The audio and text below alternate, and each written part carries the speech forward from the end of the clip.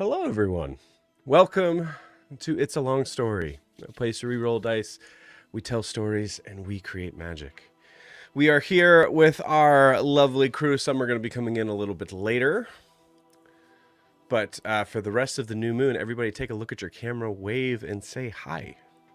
Hi. Hi. Hello. Welcome, welcome, welcome. Hey, guys. I love you. I am very, very, very excited for tonight, but for those that have no idea what the heck this is, hi, we're a D&D live stream that runs every Monday, Tuesday, Wednesday, Thursday, and Friday, having 5 parties living, existing, and breathing in the same homebrew world, the wonderful, beautiful world of Astera. So if this is your first, second, or third time watching, hi, welcome. I hope you have a blast. We're going to play some D&D. Hope you like that.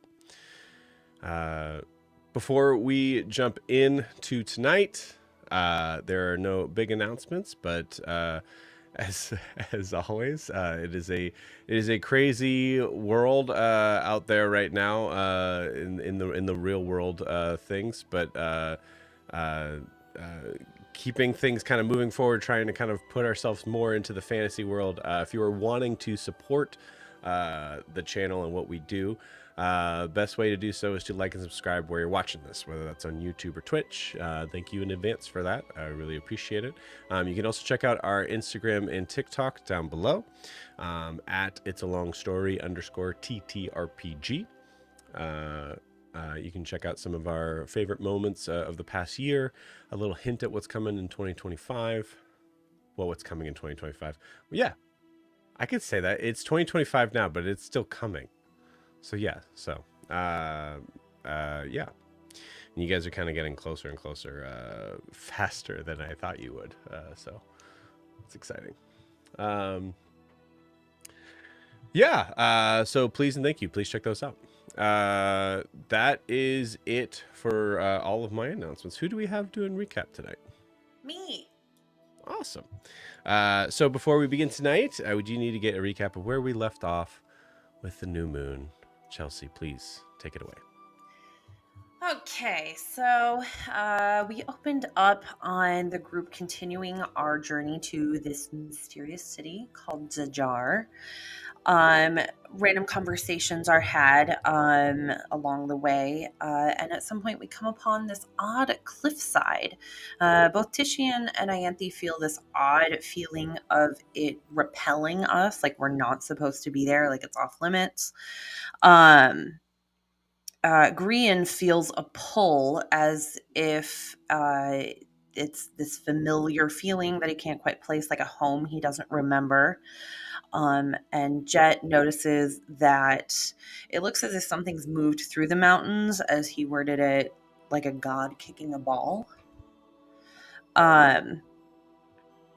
Prisha reveals to Ianthe that she's seeing multiple Adeems, which turns into everybody jumping in, and we eventually reason out that Prisha is having visions of Ianthe and Adeem's father, Ashar, who is in the ethereal plane, supposedly dead. We'll see. Adeem reaches out to Ashar, and Ashar says he hopes to see us. Not super clear. On the other side, Prisha sees him appear, and Ashar motions for her not to say anything, but this fails spectacularly, and Prisha is very unsubtle about it, so we know he's been watching us. We enter this mysterious woods outside the city and encounter what we now know is the ferryman with his cart of fish. Each fish is covered by a bag. Ianthe ends up taking a fish and opens it to discover her mother's head, which she then wigs out and attacks the ferryman.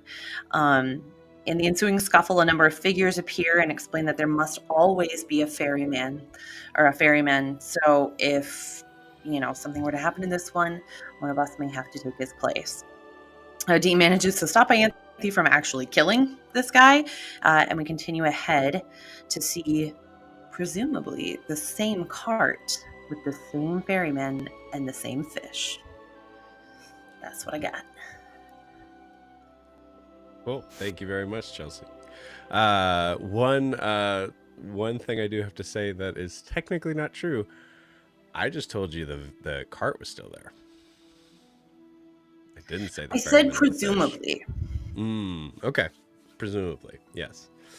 Well, we'll soon find out. Anything, Chelsea, thank you very much. Please take that inspiration. Anything else we need to add, friends? So we've been basically talking about this for like the last 2 weeks together and trying to figure out what the heck is going on. And still my don't know. brain hurt. My brain just hurt. My brain hurt. My brain hurt. My brain hurt. Cool. Anything other than that? All right. Sweet. Well, as I said, Adim and Prisha, their players will be joining us soon. But we are going to continue on without them as we venture forward into this. I have mentioned, but I'm going to mention here as well as again. This is a heavy, hard, difficult part, I assume. I don't know. You guys might fly through it. Who knows? Venturing forward through the blackened forest. So I love you all. I believe in you. Now, Joe, I have to ask, would Yes. you consider this a dungeon? Yeah, absolutely. Okay, cool. Yep. I mean, in terms of like mechanically, yes. Yeah. Like if there's a reason why you're like saying like, well, this spell says it has to be in a dungeon. Well, it's not a dungeon. No. I'm just saying. Does that mean we're gonna get good loot? Stuff like that. Oh, no. I'll settle for Oh, of making it out alive right now. What? Look. Yeah. Look. Your dad best said it treasure you're doesn't gonna matter get is if you're get alive or not. Your That's best not what he treasure said. will be your dad did say I will for one way or another I will see you on the other side. Yeah, The exactly. real treasure is the friends we make along the way. Heck But yeah. Yes. With All the fish along the way. All the fish. Cool. All right. Well, I guess with that, you guys want to play some D&D? Yeah. Yes. Let's Yes. freaking Fucking go. do it. Rolling like dog shit. Yay. You said that. I did a roll too, and I got a 3. So I was like, "Yep." I Yeah, didn't I'm have at to ask you four. guys to roll anything yet. You just Or can't it's you can't be like super Rolling confident, Brandon, 1 second, then go to rolling like dog shit. Rolling like dog- Fuck, God, man. Damn. fucking dice. I'm gonna drink this monster and punch a hole in my wall. This God. guy is metal. If it rolls another 1, it's going through the wall. You want to listen to Metallica and throw some dice, man? Come on. Jeez. These fucking dice suck. All right. Let's play some D&D. Can you guys hear the music okay? I had to change some things over, so Yeah, it's creepy. Yes. cool. Awesome. All right. So,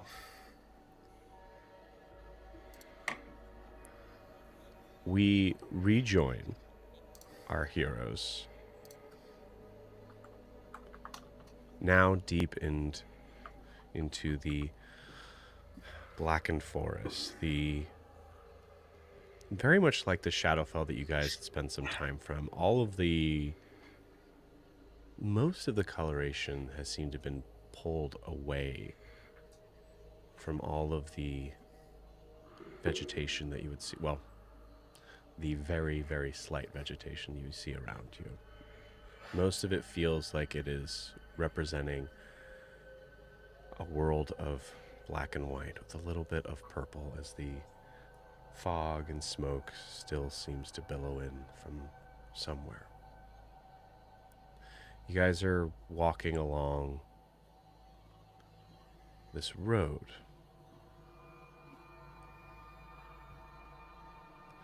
Over the past hour of walking, some of you may have noticed in the world specifically of North Imea, everything is heavily covered in grass, vegetation, rocks, nature. Even traveling, I'd say any further than a half mile outside of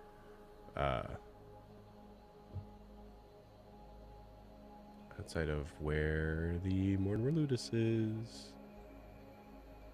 Forgetting the names of my own town. Ariscar? Ariscar, thank you. Even then, the wheel tracks of wagons and covered carts and things like that all seem to kind of disappear among the brush and vegetation that would grow over it. But here,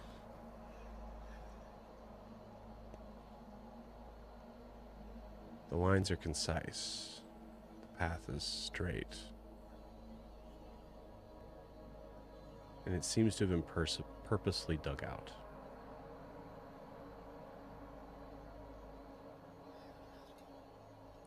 As you guys have been walking, you notice you've been greeted by, just on either side, just a continuous, unchanging chorus of these dark, dead trees.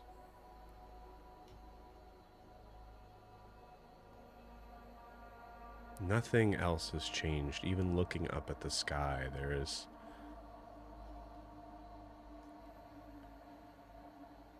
moments where the fog seems to lift and you're able to see the occasional stars.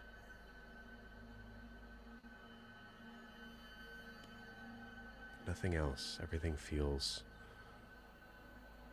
monotonous, wearing.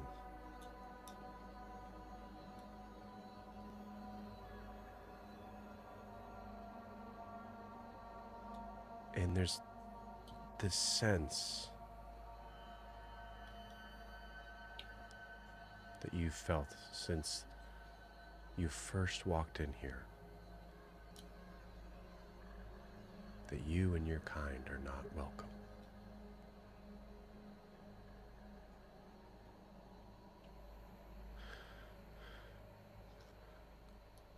Finally, continuing forth, you see up ahead a sight that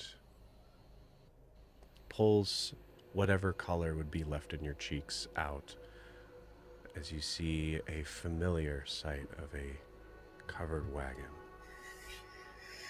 about maybe a half a mile up ahead.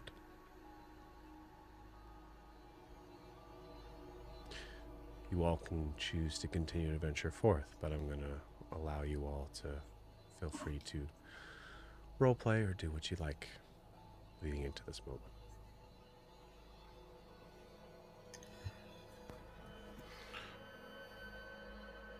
Hey, hold on. Hey, are y'all seeing that same old cart up ahead that we just walked away from, or am I hallucinating again?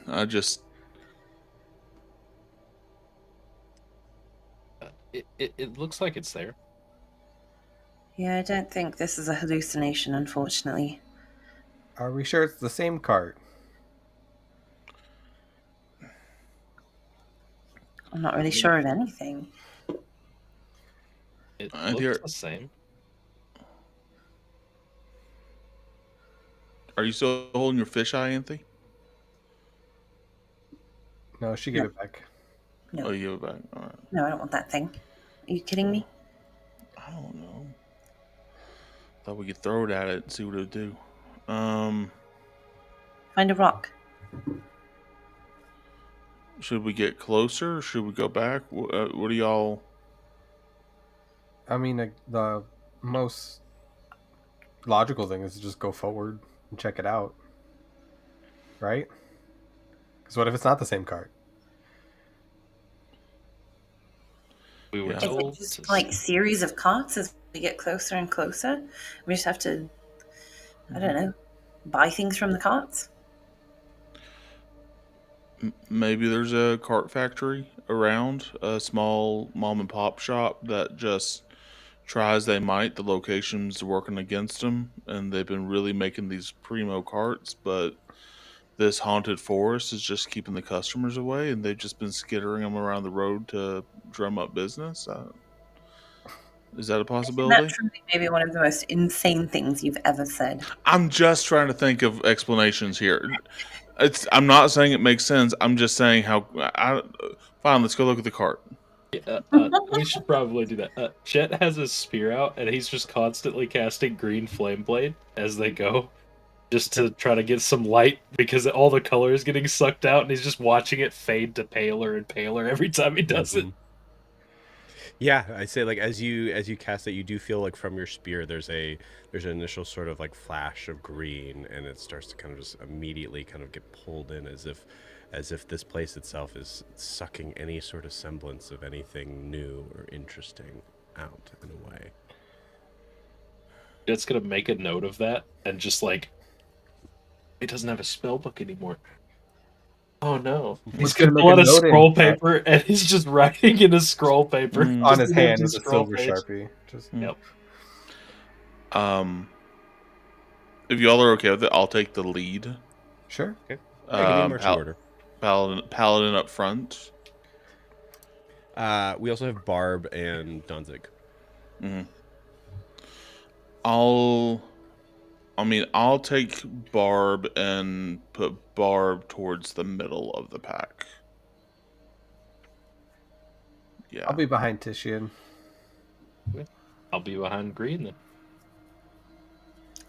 And then I'm assuming I'll be next. a Deem. I They figure can just Deem's hang out. taking the rear, right? Yeah, he usually does. And then Prisha and Ianthe can just be right next to one another. yeah. Donzig's probably too big to have anybody beside him going down the road. No, he's just in the back. So I Is have, Danzig in the hold? Is Danzig in his holder in the Pokeball or no? No, he's out. He's out. He's Yeah. out. Okay. So I have Titian, Grian, Jet, and then I'll put Barb there. Yeah. Mm-hmm. And then Ianthe, Prisha, Adim, and then Danzig. Yeah. Mm. I mean, I could put Danzig away if we want. Tell me no. No, I'd rather keep him out in case there's anything, Crazy. or anything we can't see. Yeah, he's come in handy a couple times. No one has Speak with Animals up right now, do they? No, That but I was can a- bring it up. I don't know if it'd be worth bringing it up out of character. If it'd be worth bringing it up right now to try to keep with Danzig, just let him talk to you if he does see something, or if we could just get by with just watching his reactions to what's around I think we us. can get by with watching his reactions for now. I can always cast it later if I need to. Okay. All right. So what do I see in this cart, Joe? You going into the cart? No, like as we approach, like what? You said into the cart. What do I see in this cart? You got to be very specific for some As things we that come approach up this on this. cart, what do I see? You get it. Cool. So as you all continue moving forward, we'll say after about 10 minutes, as you get to the cart, you are waiting for this moment of familiarity to continue forward, and possibility of having that smell of the albeit I might have forgotten to mention before, the horrible sort of smell of rotting fish. There is no such smell that reaches you. Half expecting to be greeted by someone who would be at the cart, there's also no one there. You see instead 5 tall trees.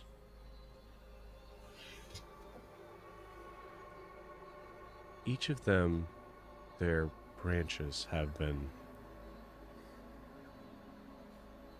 trimmed, cut down to just leaving just the knobs.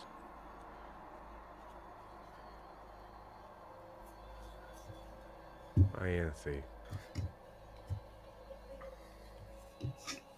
As you get closer, you can't help but continue to look up as you see these trees go from about 5 feet from each other, extending out, and then getting closer and closer together to the very top, where you see something hanging from a rope.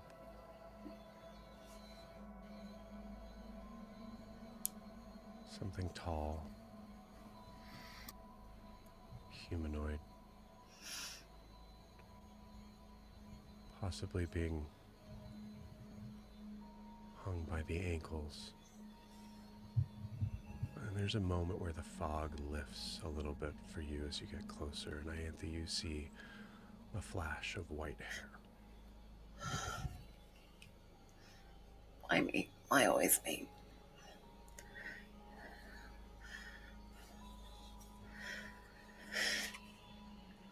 I'm going to take a deep breath. There's someone up there.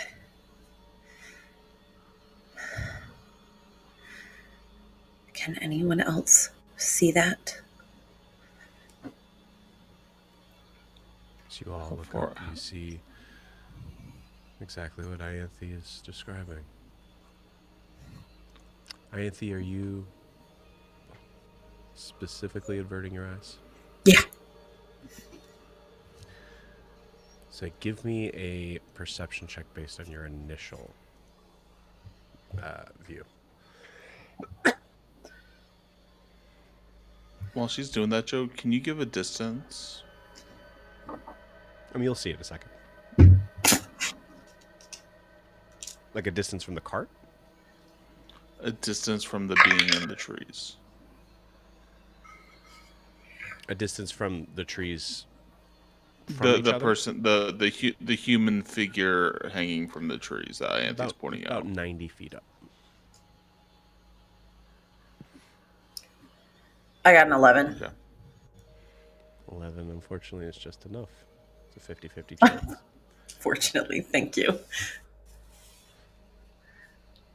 Ianthe, there's a moment as you avert your eyes and look down.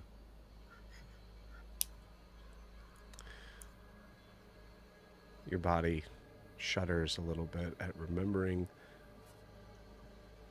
all the times when your sister said, "I don't understand why you get the prettiest hair."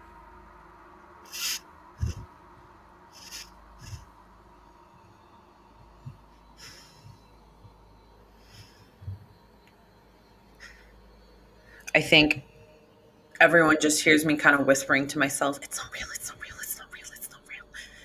It's not real. I want to try to cut the body down from the trees, Joe. It's 90 feet up. My wind saber has reach of 100. Okay. I just want to aim for the rope. Okay. You sure? Is the being alive? If they're alive, no. Or if there's any if there's any sense that they might be alive, I don't want to be the person killing them inadvertently by doing this. You do not see movement of the body. What you do see, I'll say, as you're trying to kind of survey everything, is you see that there is an inscription that is carved into one of the trees.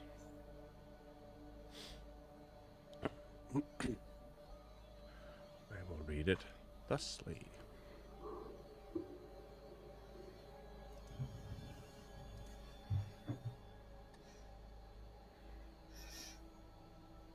Is it in common? It is in common.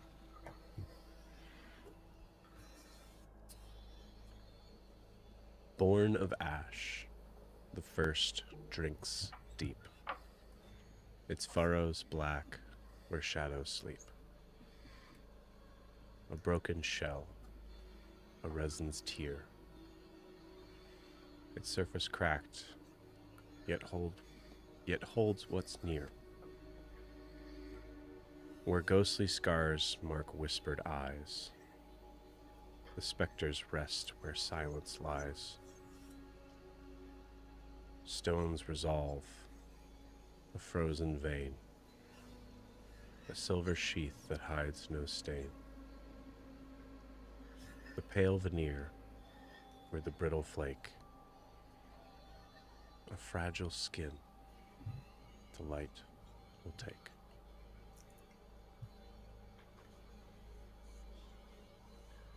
Can you post that in the chat, Joe? Yeah. That's very ominous. You also see tied around one of the trunks is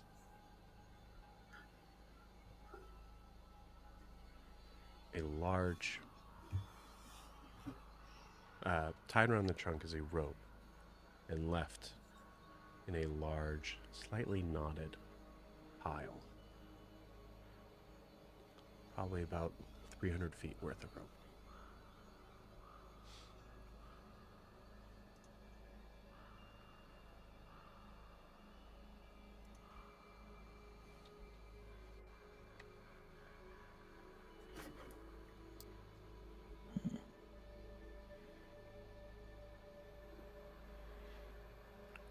Well, what was everyone thinking?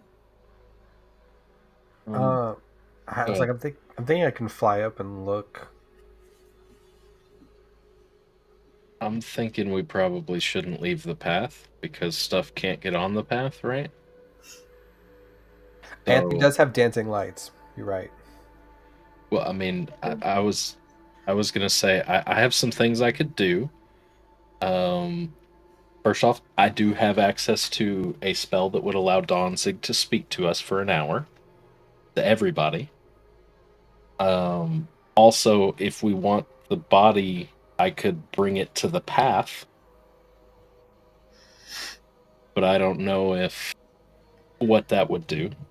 Because didn't the like creepy old man like start writhing in pain when he crossed the threshold of it? There is one last thing to let you guys know.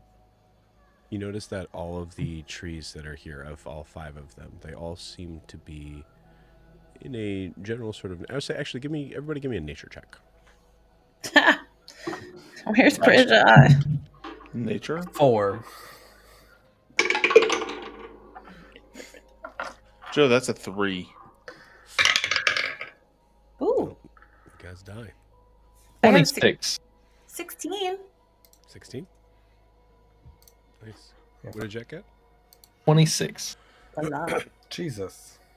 I got a +9, man. I took all the intelligence stuff. Her nature? I'm terrible. Yeah, everything that's intelligence I took, but everything else I'm terrible at.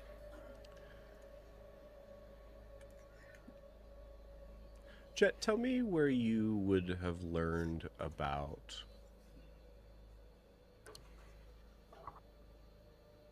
the different types, families of trees. Probably when he was in Eriscar, studying as part of being an apothecary.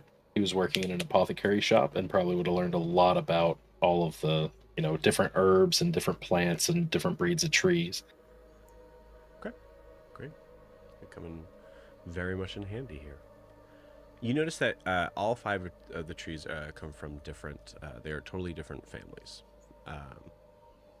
One of them is a black tupelo, or tupelo, to look that up. Another one is a black walnut. Third is an aspen. The 4th is a white oak. And the 5th is a pale birch.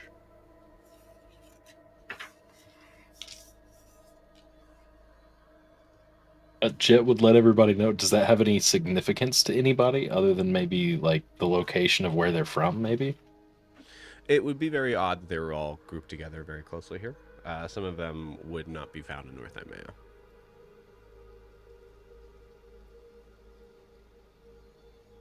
Okay, well, that more ominous stuff. Jet keeps like sticking the butt of a spear in the ground and casting green flame blade, like as a tick to calm himself down.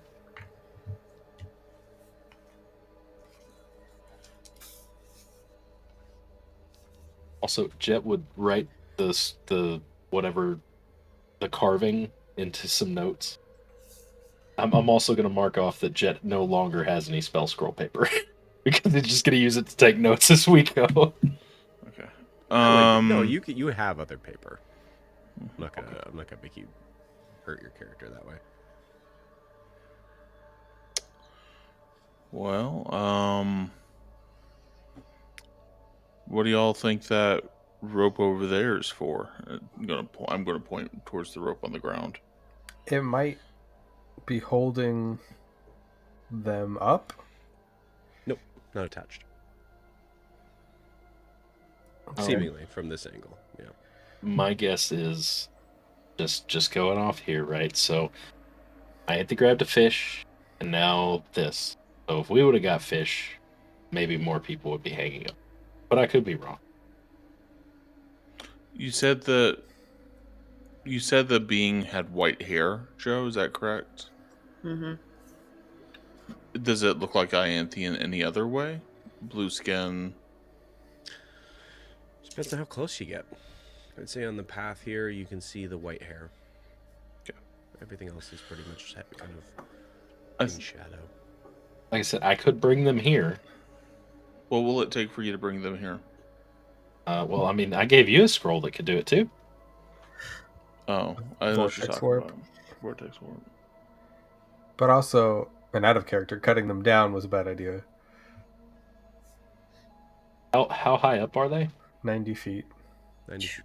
Okay, yeah, that could hurt. Do you want to? How much would it take for? Because I'm a little nervous about burning a spell slot necessarily, but how much would it take for a Grand to pop its wings and go up there? If Joe lets me do it stylistically, nothing. No. Stylistically, no. You'd have to spend a resource. have to use your use for it. Yeah. As stated at the beginning before we started the session, this is a dungeon. There's no way I would give you just like Right. Right. I mean, I'll use the scroll Jet gave me to bring them down if we want to go that route. Well, I mean, I can also just cast the spell if you want to hold that in case we need it. Because if they're 90 feet up, they're probably more than 90 feet away, and it's got a range of 90 feet. If I upcast it, it's further. Joe, quick question. I will give all of you here an insight check.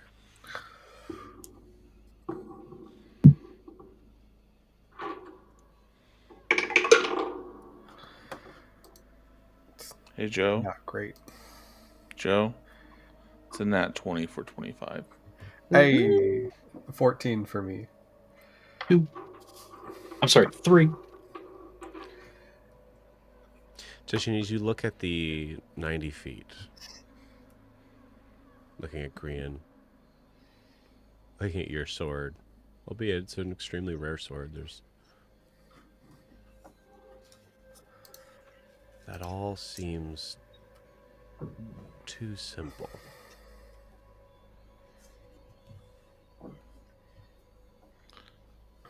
Do I get the impression that I need to climb this tree with that insight check, Joe? With a nat 20, you do get that perception. All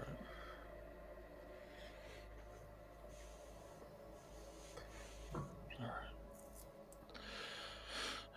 Y'all, I think I got this sort of. Y'all, I think we're going to have to climb this tree. I think that's what this rope is for. I think this is some sort of Team building exercise? I don't think it's a team building exercise as much as it's maybe just a test of some sort. I don't know. But if y'all are okay with it, I'm gonna go over there and try to climb this tree, I guess. Do we all need to go? Well, there's 5 trees and 6 of us. Do you still have Featherfall active? I do. Maybe you can stay down here and I don't know. I can do that.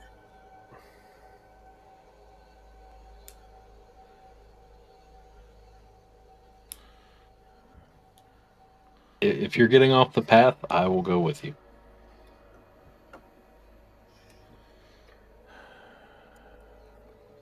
All right.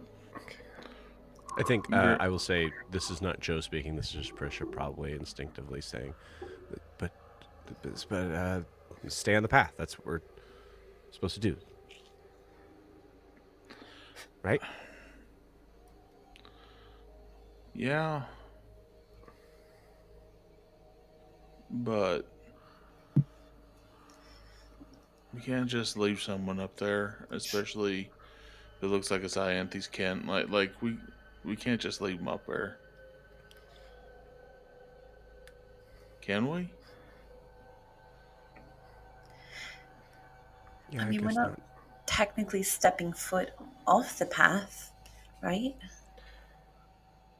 It could also be a metaphorical path. Like this is the path we need to go down, not necessarily the physical path. We need to like keep doing. We need to do what we have to do to keep moving forward.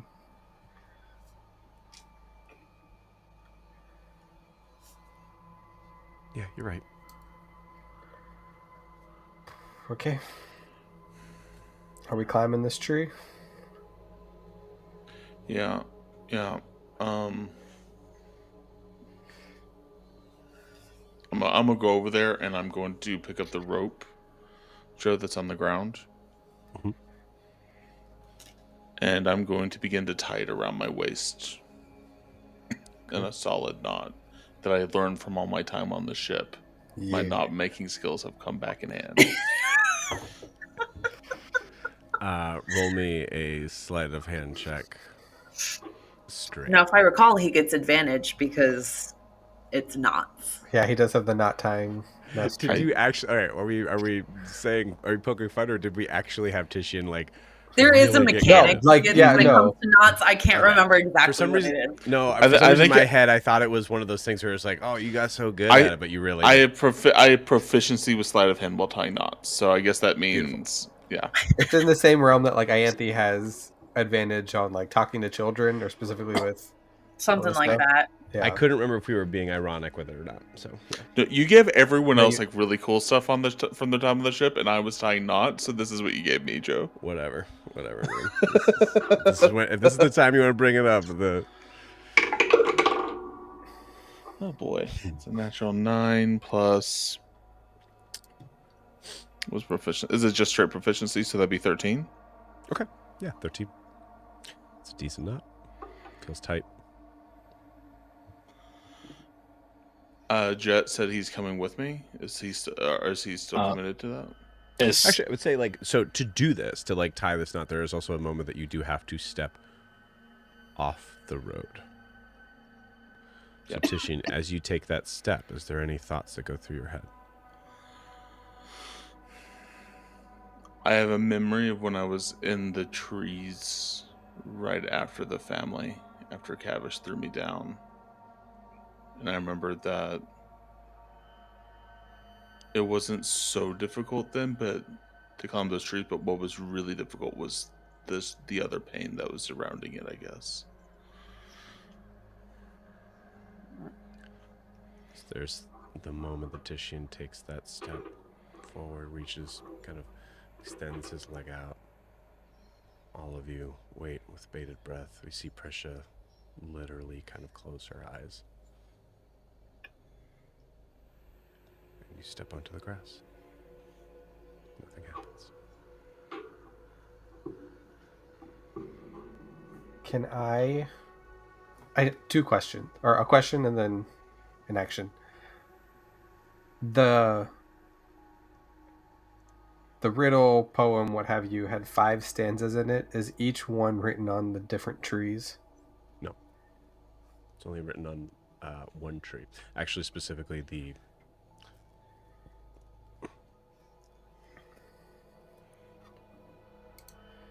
I'm looking at the pronunciation. The Tupelo or Tupelo. Tupelo. Tupelo. Tupelo. Which tree is Titian going to first? That's a good question. I was going to go to the one closest to the hanging figure.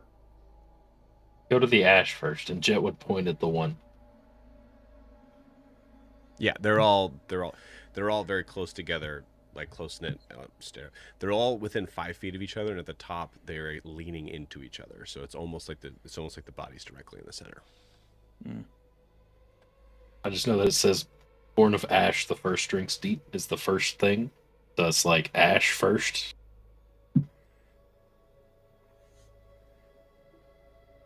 Can you give us the trees again, Joe? Mm-hmm.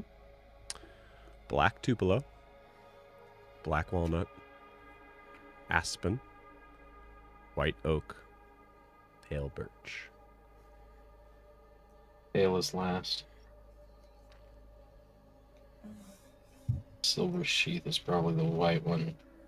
I was thinking the Broken shell is walnut.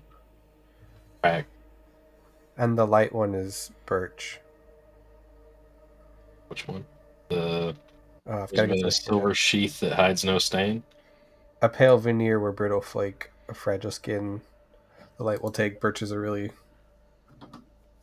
light wood It was tree. pale birch, right? And then it was.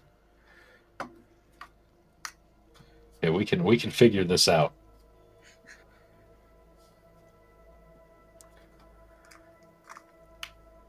Ash. Broken shell has to be the walnut. Mm-hmm. Ghostly scars. There were 2 different oaks, right?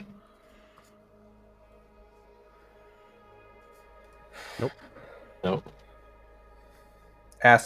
Aspen, walnut, oak, birch, and whatever the last one was, and the tupelo. Black tupelo. Okay, so the ghostly scars has to be the black tupelo then, right? Maybe. That's a Googleable answer that I need to look up because I don't know I'm what familiar with tupelo that. is. I'm looking it Jet, up. you also this is something that you. So I will ask this, Jet. Are you stepping off the path? Yeah, if Titian goes Off and the he, road. if he doesn't get all like gray and all the life sucked out of him, yeah, Jet will take a step afterwards. Okay, cool. You being able to kind of classify these trees also means that you're able to kind of get a vantage point of what these trees look like. I won't go through all of them, but let's say like if there are specific ones that you want to like kind of get a little more description on, you can. I don't know what a tupelo is off the top of my head. So the tupelo specifically is the bark of the tupelo is pitch black, deep grooves and ridges. I'll say as you get close enough to kind of put your hand in front of it, you even see that it feels like any sort of like shadow from your hand seems to almost get sucked into it with how dark it is. Okay. So maybe that's the first one. Burrows black where shadows sleep. Yeah, so that's probably that one. Broken shell is here. God, this is gonna be all on the intelligence character to figure out a puzzle that I don't know anything about trees. All Why right, don't make smart characters? a black gum tree has red leaves, so I'm assuming that's going to be the fire one. Fire. Or no, sorry, born of ash. I think that's the black tupelo because it's furrows black, so it was like that. But I don't know. Shots in the dark right now.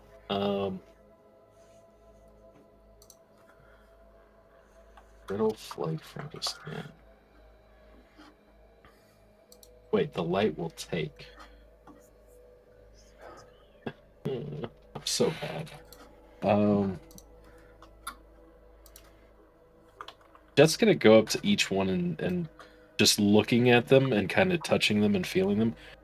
Which one are any of them like marked in a specific way? Like, have they been, other than just the limbs being trimmed off of them, have they been like cut into other than the one that has the carving in it? Nope. Actually, like from your vantage point, let's say from your nature check, these trees, some of these trees shouldn't be alive with how much has been taken off of them. Oh. That's even more disconcerting. Um, And Jet's not feeling anything. Jet's able to touch them with no issue. I mean, yeah, Jet took a big leap in doing that, but yeah. just like, oh yeah, this is a what? Yeah, and then this one's a birch, and he's just like full nerd mode right now, just kind of touching them. Can do something stupid. Can I?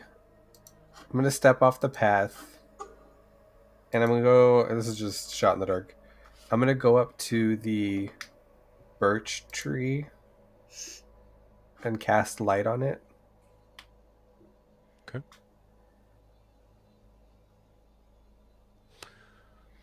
As you cast light on the birch tree, you notice you almost can see the light seems to reflect almost completely, like as if blinding off your eyes as you see this almost, it's parchment like, but it's almost shiny as if it was wet with something. It's not, but it is, the light seems to be almost reflecting off of it.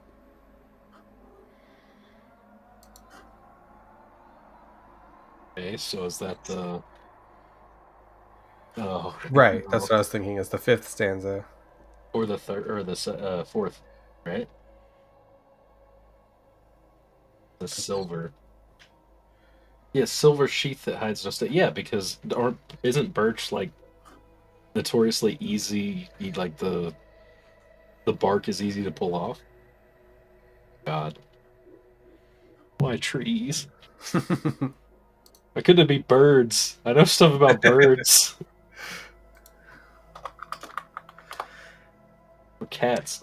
Why couldn't this dungeon be full of little kittens that just meow and just lay over for belly rubbing? Huh? We'll say as you guys are trying to work that out, I'll give you the battle cam. Oh, good. I'll take the dice cam off for now. Should we?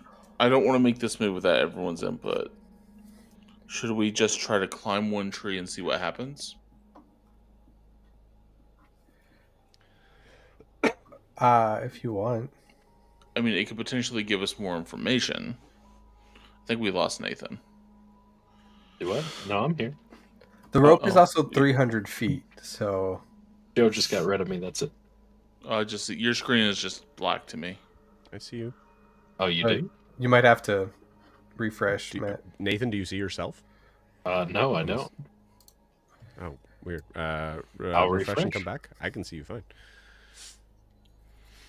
Okay, so the rope is also 300 feet, and it's tied to the base of the tree, so that might mean that you can go up to 300 feet in the forest and find your way back.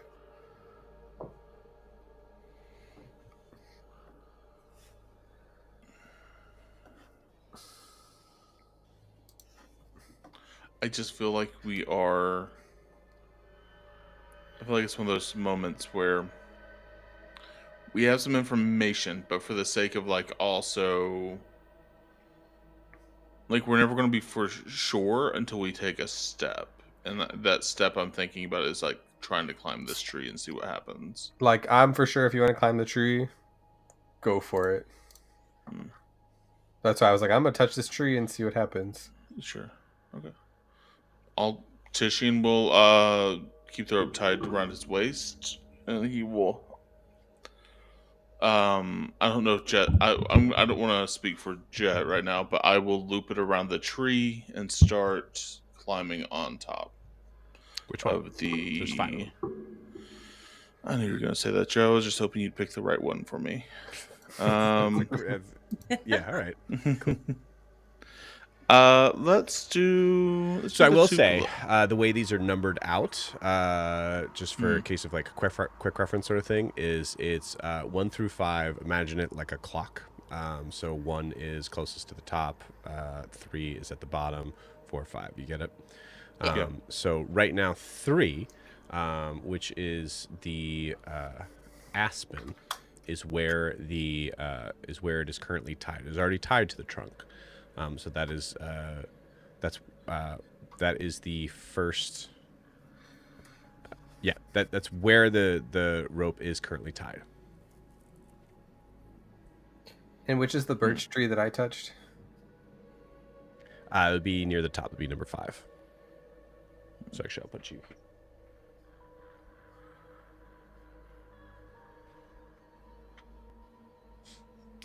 All right. You know what? I'll take the aspen. Let's start climbing the aspen. Okay. Give me an athletics check. Say the aspen's a thin tree. Aspen. Where the beer flows like wine. That's a 12. Okay. 1 second. But I'm good at athletics too. Darn.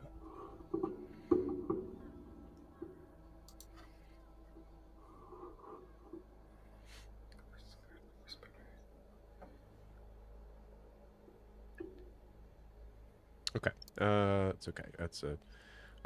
As you start to climb on the aspen, you get about 5 feet up till you feel yourself kind of like kind of scraping down a little bit. This kind of moment of like, can a lion climb trees, sort of thing, and you're kind of like scraping down to the bottom of it. So it was a little difficult the first run. So so you're saying I scooted all the way back down to the bottom? You know a 12's not good. Okay. Yeah. All right. Well, y'all, I'm sorry I didn't get my footing there. Let me that was just one effort. All right, let's give this another go. What I'm guessing is like it doesn't feel like the tree gave me any information as to like it didn't kick me off. It's just my attempt was shit. So. The information would be that mechanically speaking, you know that these are going to be difficult checks. Mm-hmm. All right. So good news, bad news. These trees are harder to climb than they look. But the good news is, I'm pretty good at this, so I think in another go, I think I can make this happen. But I guess, all right. I'll give it another go if you'll let me, Joe. Yeah, go for it. All right, that is you said athletics. That is a 17.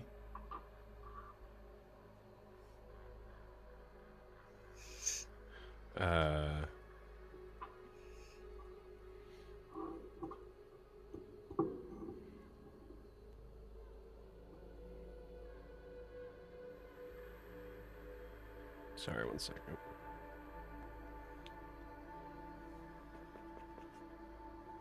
What'd you get? 17. 17. Okay.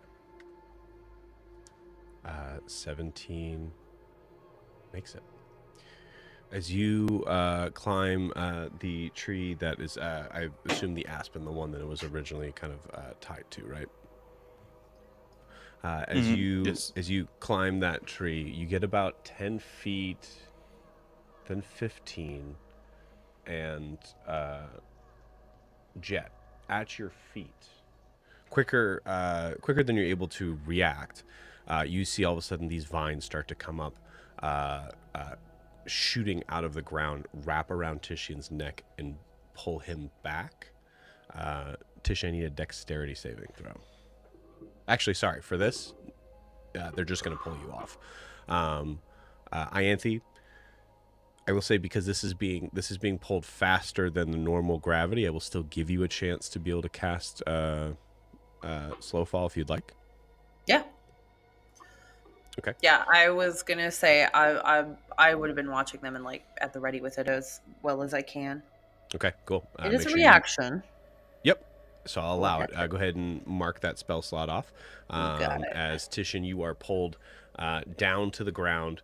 as the vines just let go just before you're hitting the ground, and at that same moment, Ianthe stops you from hitting the ground, just enough to be able to have you sort of slow down to just touching to the ground. You do not take any damage. All right. So maybe that tree isn't the one. Thanks, Ianthe. As you feel that hard, coarse, unforgiving, like it didn't take any, like didn't give you any mechanical damage from it, but it was grating. Hey, Tishian. I'm going to throw this out there. Mm-hmm. But try climbing the walnut tree. The walnut tree? Yeah. Right. Which one's... Hey, Jet, which one's the walnut tree? That one right there. Okay. What? Okay. Its broken shell, a resin's tear, its surface cracked, yet holds what's near. So it might keep you on, or like really keep you on. All right. Well, I mean, worst case scenario, I can Misty step out of there, so I guess we can figure it out. Okay. Just a guess. Yeah. I'm going to untie the rope from the aspen tree and then walk over to the walnuts.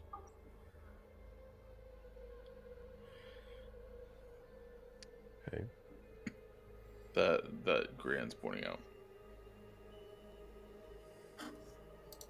I would like to stand at the bottom of the tree and be ready to cast a spell as a reaction if Tishian falls or gets pulled down or something.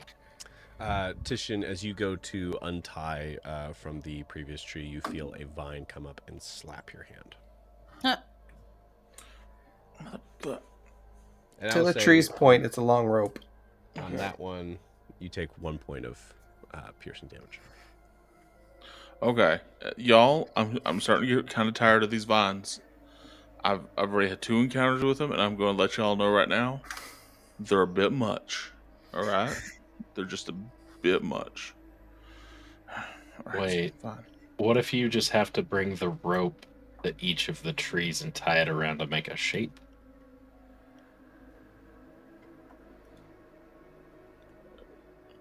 Hold on.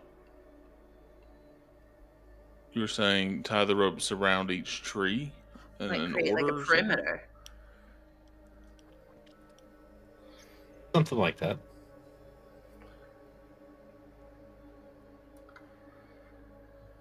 Because there's 300 foot of rope, right? Mm-hmm. Yeah, maybe you go in between them and it makes a shape, or... This is definitely some sort of puzzle or test, and I am not going to be very helpful at climbing or pushing or lifting. But I can throw ideas at you. Yeah. I mean, that's easy enough tried. I mean, Gran, why did you want me to climb the walnut a second ago?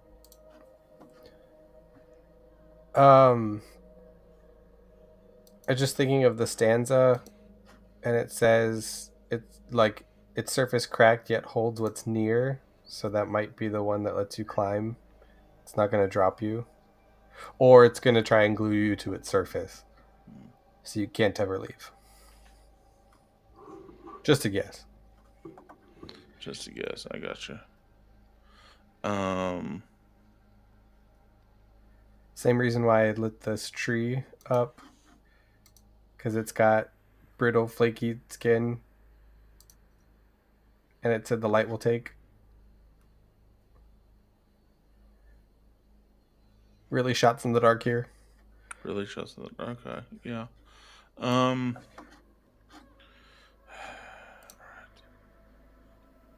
I tell you what. Let's try Jet's thing first because that doesn't require climbing, and then we can go back to climbing if need be. Sounds So great. maybe Born of Ash, the first drink, steep, furrows, whatever. Let's just assume that's the aspen. A for aspen. So broken shell you think is walnut, so let me go over there and wrap the rope around the walnut. I'm going to do I that. don't think the first one's aspen. I think that it's going to be one of the darker colored woods because it's a darker. Right. But that's just me. I think you're tied to the aspen. Correct. So that's the starting point. But then That's you why have I'm to go first to a darker one. okay. But there's 5 trees total and 5 stanzas, so that's the math I'm mathing. My idea.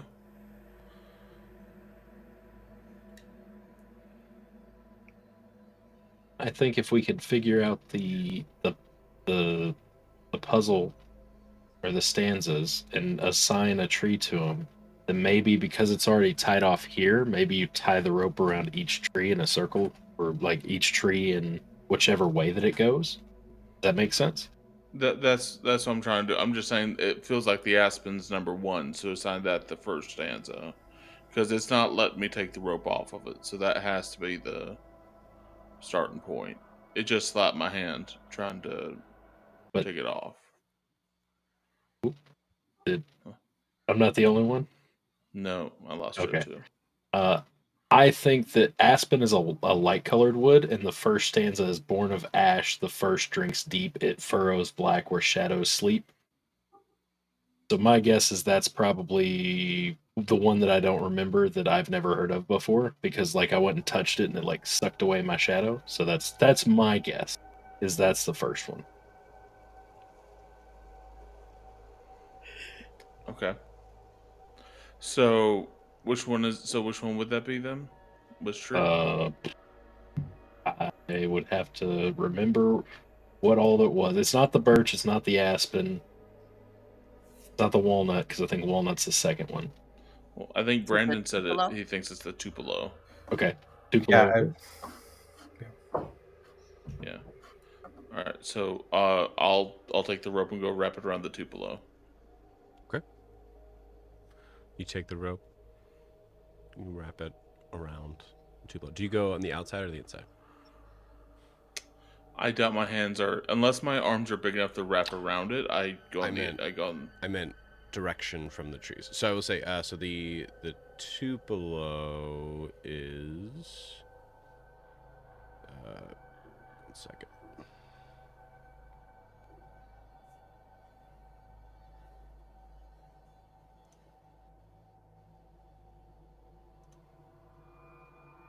Apologies. My everything crashed for a second, then I had to come back up. So give me a minute. Tupelo is number 5. Okay. So my question is, from 3, do you go through from the center or do you wrap around the outside? I'll tell you. I'm going to go through the center, and seeing how these trees are positioned, and not just choosing the heavy metal choice, Joe. I'm assuming. Well, never mind. We'll see here. So it's number 3. You said it's number 3. We're at number 3. It's number 5, correct? The Tupelo is number 5. Okay, so I'm going to go through the center and go through number 5. Okay. And then which is the next one? The walnut. Walnut. The walnut is which number, Joe? The walnut is number 1. So right next to you. Okay. So I'll go through the middle, wrap it around outside, and go to number 1.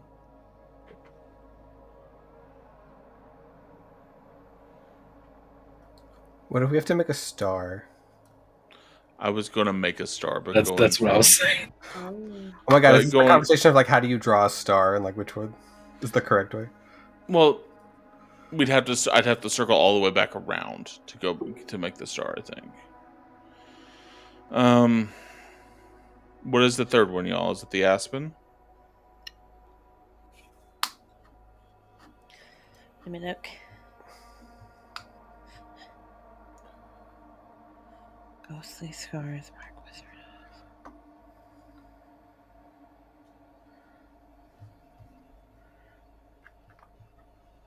I mean, it does. Oh, It is sort of I the think it's pattern an of like it. aspen. So Brandon just posted a picture of an aspen tree, and it's got like creepy eye looks, like what looks like Sure. creepy eyes in it. So then I'll loop back around to the aspen through the center again. Okay.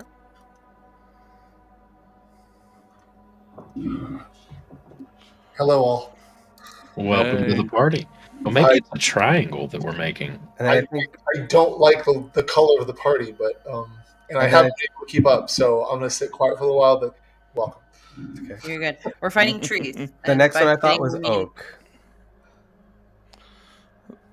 So I'll circle. I'll follow that pattern, and I'll go to the oak next that Brandon's pointing out. Which one is the oak, Joe? The oak is white oak is number 4.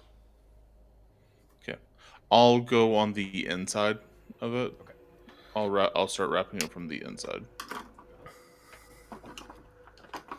That And only then leaves I will that wrap- one. And then I'll immediately go through the middle again and wrap the last one.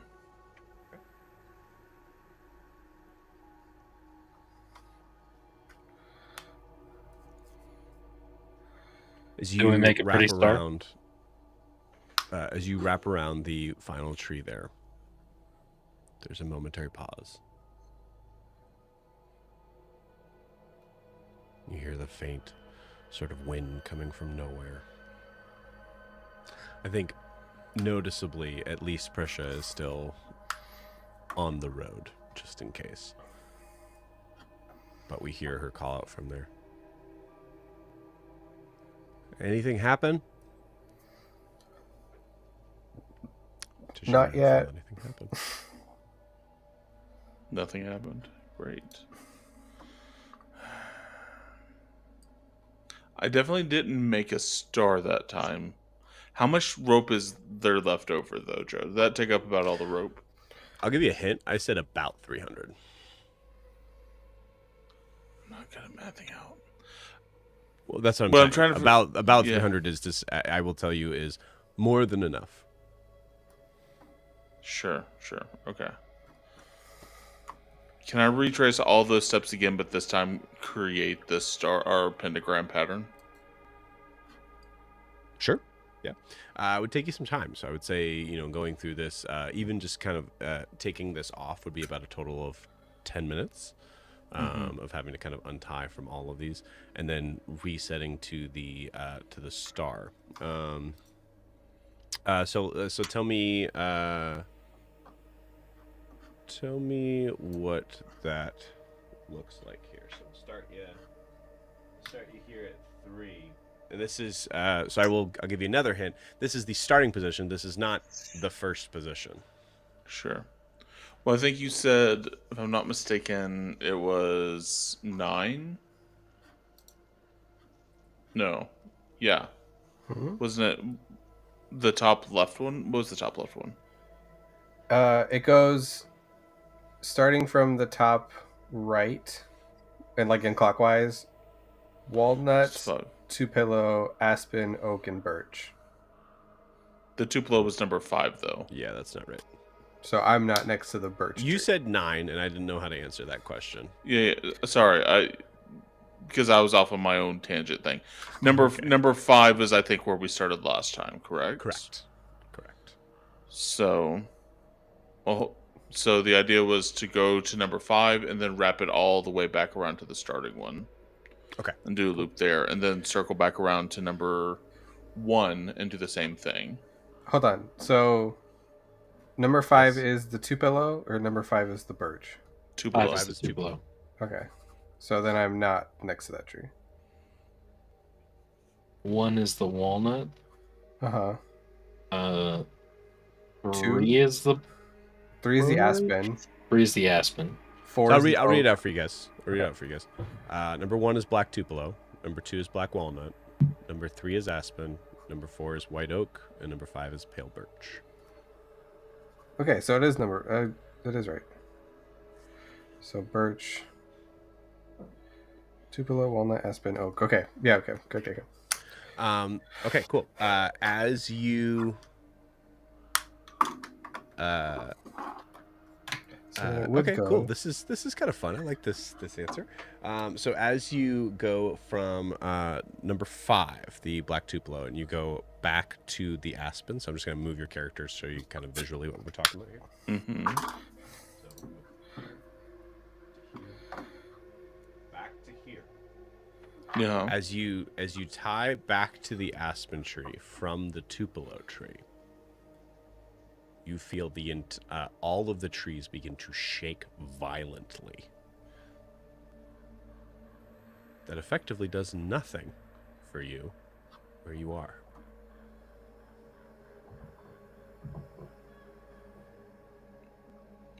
It effectively does nothing for us where we are. I'm gonna look up Yeah. at the body.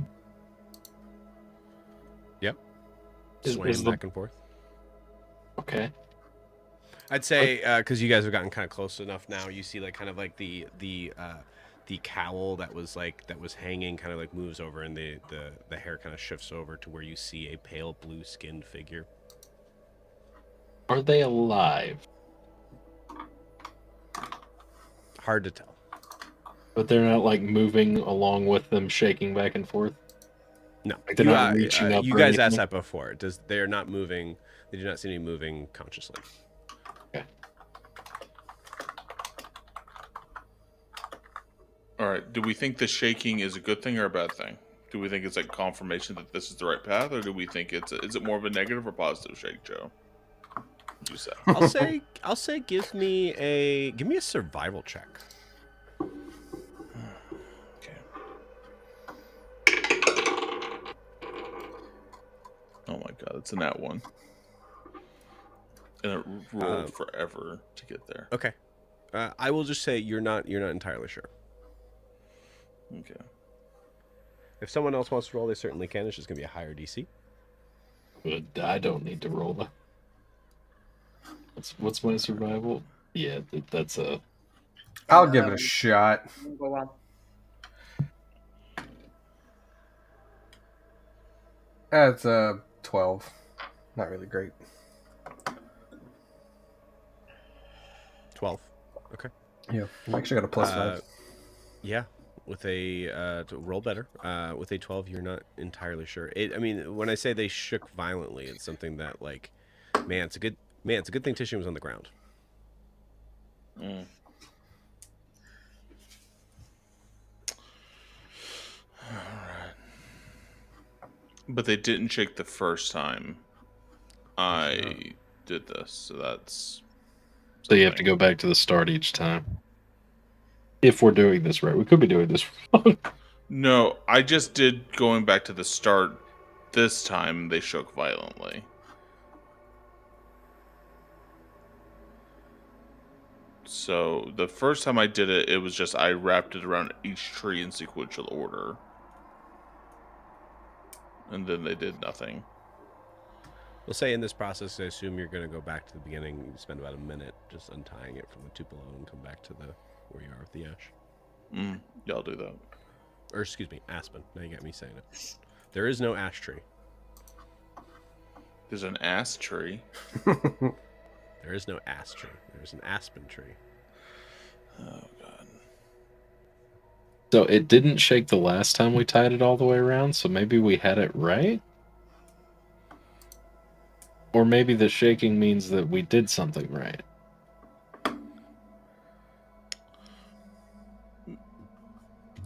I'll give a Deem a moment to be able to roll a survival check.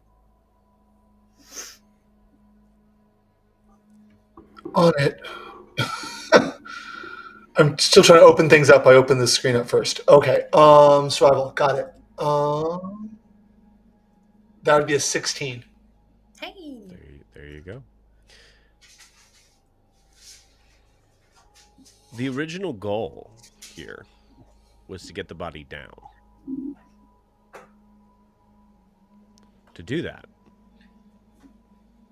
you need to get up there.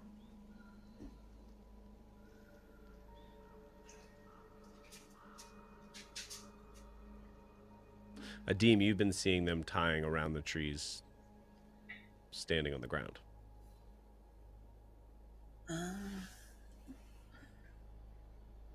I'm sorry because I wasn't here for the rest of it. As opposed to where? Up in the trees. Oh, so what? So the map I'm looking at, are those stumps? I thought those were stumps. You're convinced Titian needs to go up. No, they're not stumps. They go straight up. Oh, okay. I thought it was stumps. Okay. So Titian, Yep. maybe if you went and Adim pauses because recent history. Maybe if you or one of us went up higher and did this.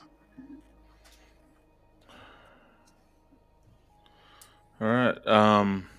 So Joe, before Adim says anything, is there something leading us to believe it has to be Titian? No, he just volunteered. Okay. Do you want me to do it? Oh my god, what if it has to be Ianthe because she's scared of heights?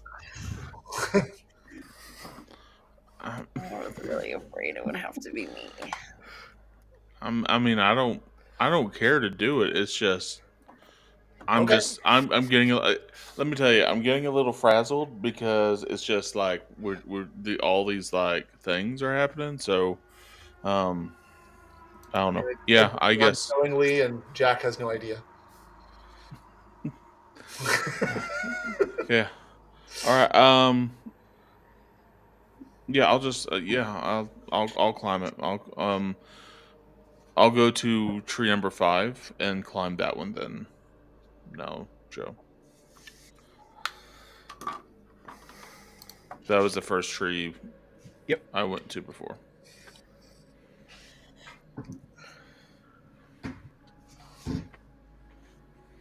How high up do you climb? As high as you'll let me. That's not what I'm asking. How tall is the tree? Looks not full 90 feet tall. Yeah, they're all 90 feet tall.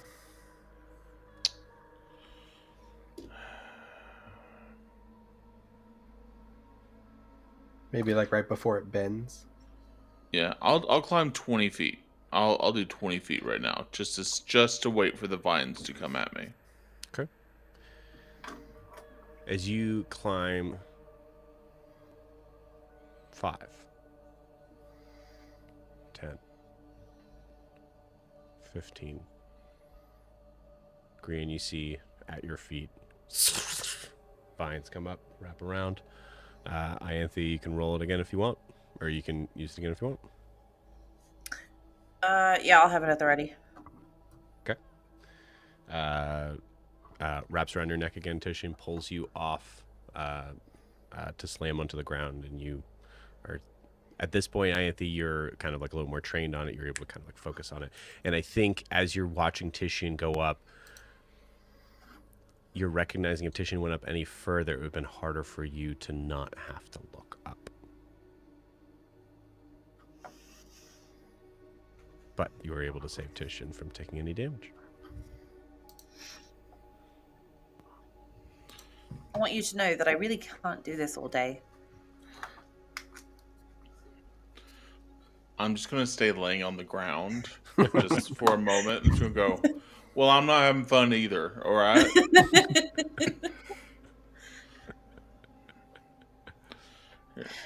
All right. Titian, Well, you do recognize that you were able to get about 10 feet up. About 10 feet up. Okay. Well, I don't think I'm the one doing the climbing today, y'all. The trees just don't like me. So I don't know what else to say. Can I just ask Joe a couple questions? I'm sorry because I wasn't here. No, please go ahead. Go for it. Where are the vines? Are the vines coming from the ground below the tree? Where are these vines coming from? So there are the vines are coming out of the ground, wrapping around Titian and pulling him back down to the ground. Titian has rope that was originally tied. That is originally tied around the tree trunk of the aspen tree number 3, right here. So originally, you watched as Titian tied around from 5, 3, 1, and then 2, and then 4, and nothing happened as it was on the ground. Then Titian tried to make a pentagram sign, and the trees shook violently when he went back to 3, which originally made you think maybe you need to climb with them. But climbing as high up as Titian wanted to go on 5 was not the answer either. And 5 is the Tupelo, or 5 is Yes. the birch? 5 is the Tupelo. And are we? So I'm sorry. I just went to Discord and saw that you had typed. I saw the trees. Scroll back and I saw there was a poem. You're good. Do we know? What are we? Have we come to discover what that means, or are we all as in the dark of dying right now? We've kind of put trees in slots for them. So, like, we've assigned numbers, but we're not sure if we're 100% right on that. Also, there is a figure hanging from the trees 90 feet up that looks like Ianthe. So we're trying to get that person down and also prove ourselves and solve a puzzle. Okay, Joe- so go ahead. I'm sorry, Green. No, I was going to ask if Joe could put me next to the birch tree. Yes. How fast do the? I mean, I'm spitballing here. How fast are those vines going? Shooting up. Extremely fast. So a haste probably wouldn't matter. Yeah, in the motion of pulling, like, Ianthe was able to reaction to have Titian falling down to the ground. Everything else was not reacting. Everything else was not fast enough to be able to get a reaction even.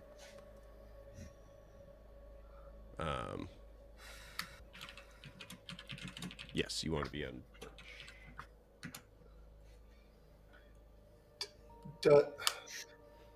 Are we convinced there needs to be an order? The trees, there's a carving that has that poem on it, and the trees match to the poem, if that makes sense. So I would assume that you have to do it that way. You might not have to, but Well, what I'm wondering, this is me again. I haven't been sitting here with this, so I apologize. I'm wondering if 5 people went up and passed the rope to each other, the vines would go for all of us. Unknown. So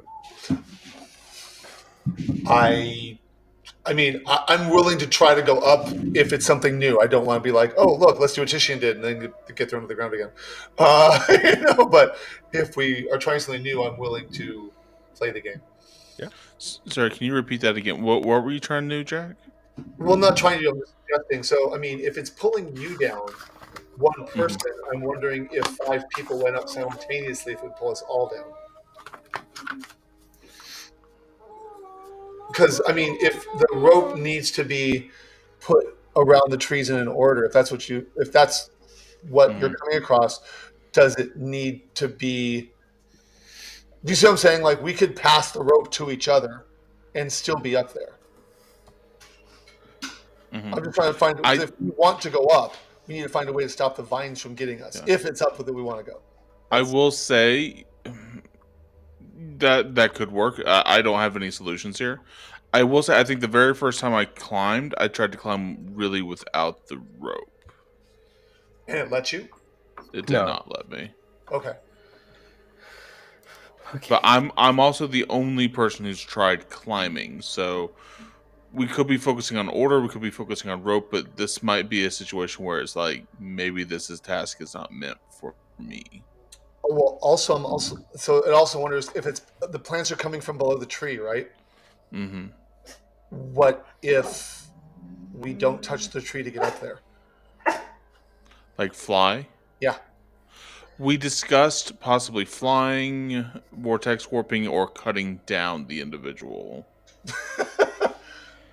I gave Titian a very kind of Titian rolled a nat 20 on an insight check of going, that seems really simple. Too simple. The implication was like we needed to climb. Like we are meant to climb this in some way. Well, how much damage might have Titian? Judging by how quickly the ropes, the vines pulled him down, how much damage might Titian have taken? He got about 15 feet up, so 10 Would it feet be up, standard 5 damage? on there would be 2d6. So standard damage.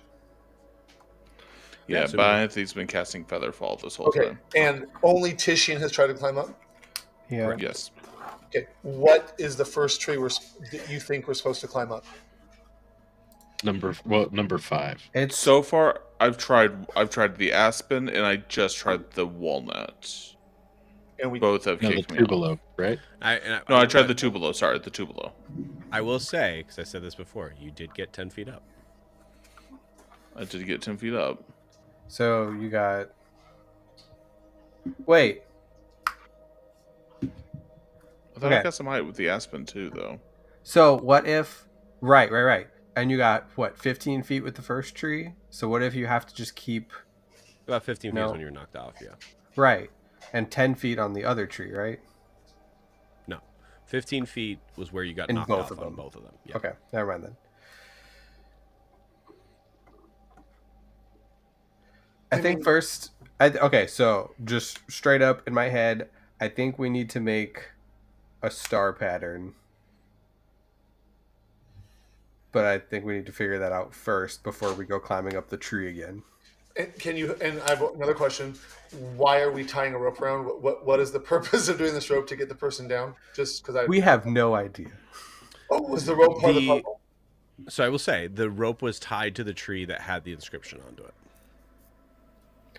Okay, does the rope seem long enough to go around all 5 trees? Yes. Yes. Yes. We cannot untie the rope because the trees stopped me from untying It is our starting point. Okay, so I'm not just going to do it because no, we're a party. I'm wondering, since Titian has tried 2 trees, you said, Mm-hmm. and I mean I hate to say only because any damage in this place is bad, but it's not the fall. The fall won't kill us by itself. Mm-hmm. If I mean I have moderately good hit points. If I tried climbing one that Titian already did that we thought might be good, it would at least show us if it's the person that's the problem. I will also give you a DM, and I hate to give this to a DM, but a DM. I will also give you an Arcana check based on that. Oh God.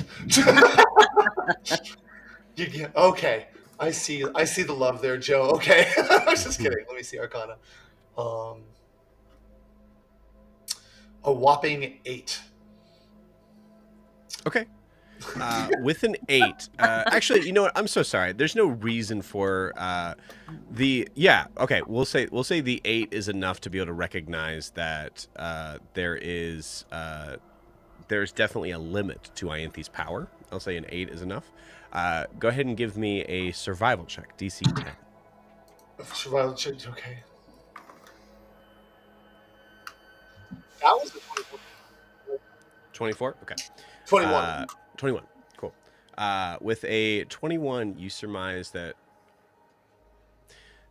there is a trickiness here that Ianthe...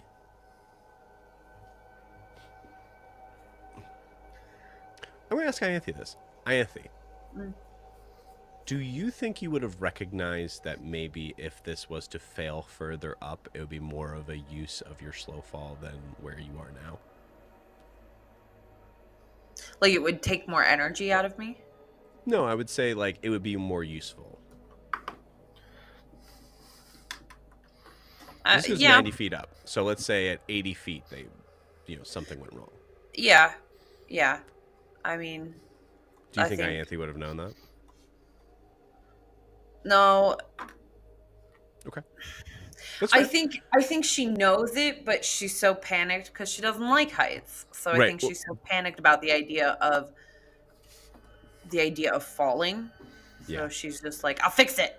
I didn't want to put like terms and like feelings into your I didn't want to like make for your character there, but that also meant that Ianthe, for you to notice the slow fall when they're higher, meant that you also would have had to have seen it from higher, which means you would have been having to look at the figure that was or at least in eyesight, the figure that is hanging from the tree.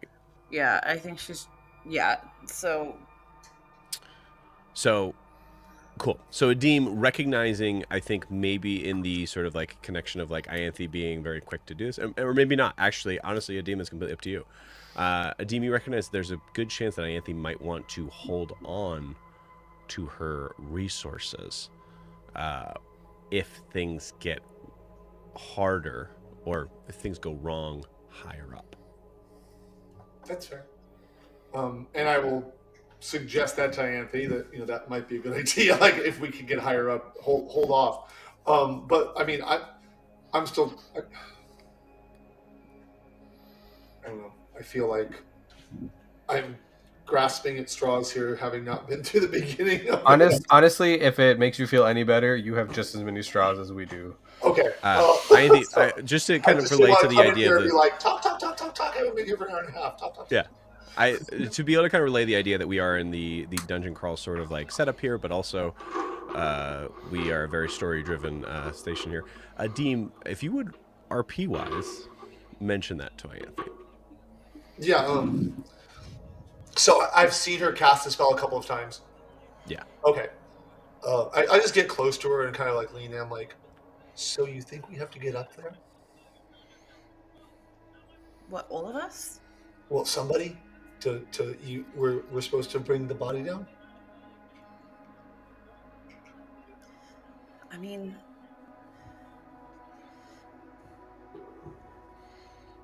I want to see it, but I don't want to see it, you know? Well, I mean, you've stopped Titian from falling hard twice, but... I don't want him to get hurt. No, thank you, because I don't want to see us get hurt either, but conserve... I mean, I know you're limited, because you just said so. Why don't you wait until we're falling from higher? Because both Titian and I think probably Grian for sure, maybe even Jet, I don't know, can probably take a significant fall before we're going to be too hurt. Okay, so wait until you're... Higher. Wait until I have to look up. I have to watch you get higher. Yeah. You've seen me on masts before. If I go up there, you know I'm going to be okay. I know.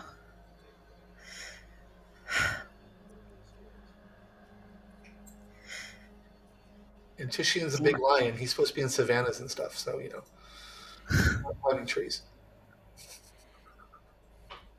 I'm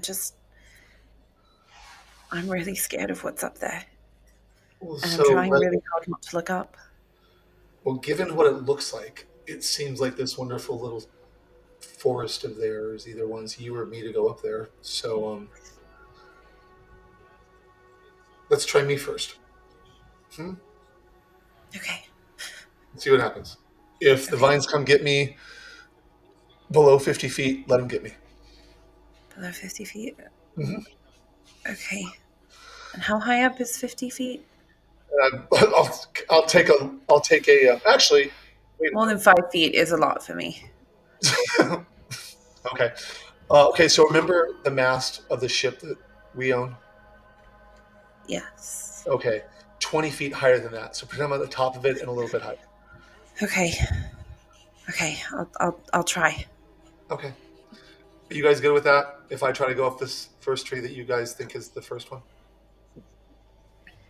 I'm cool with that. I do have a question. I couldn't hear you, Christian. Having trouble hearing you, Kay.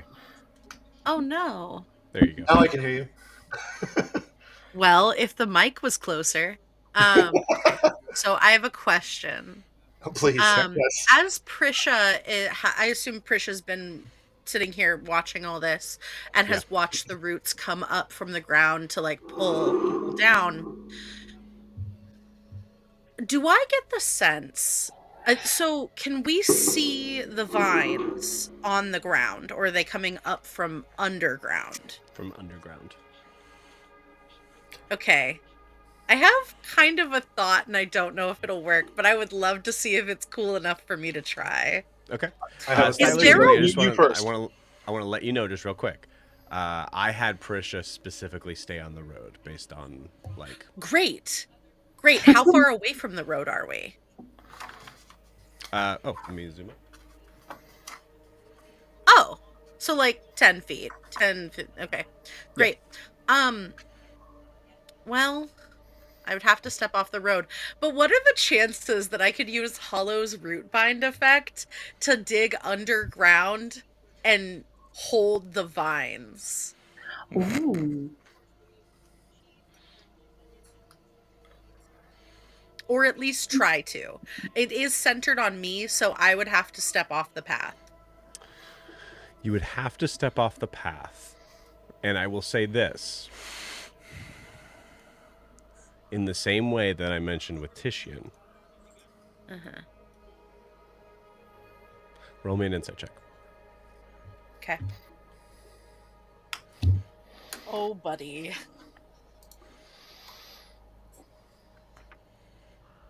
Oh, no. Okay. fuck 13. 13. Okay. It could work. So now that I see the where the road is, because I didn't know that we were, I didn't know that. I see that I'm also on the road. Is there a reason why some of us are on the road and some of us aren't? What caused? I just didn't have your character in. Oh no, that's fine. I was just wondering if there He was. stepped off the road.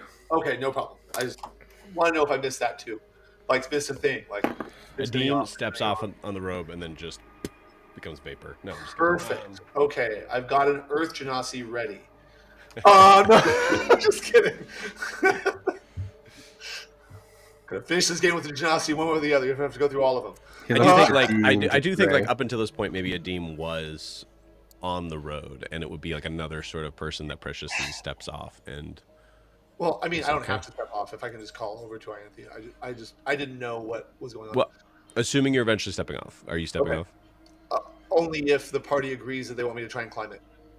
Okay. I mean, I'm not just going to do it. This is a team effort. So yeah, I thought we were there, so we're oh, good. Sorry, yeah, not yet. Because Prisha had the idea. Also, Ianthe, what if you're at the base of the tree that I was climbing and you could touch the roots with your happy hand?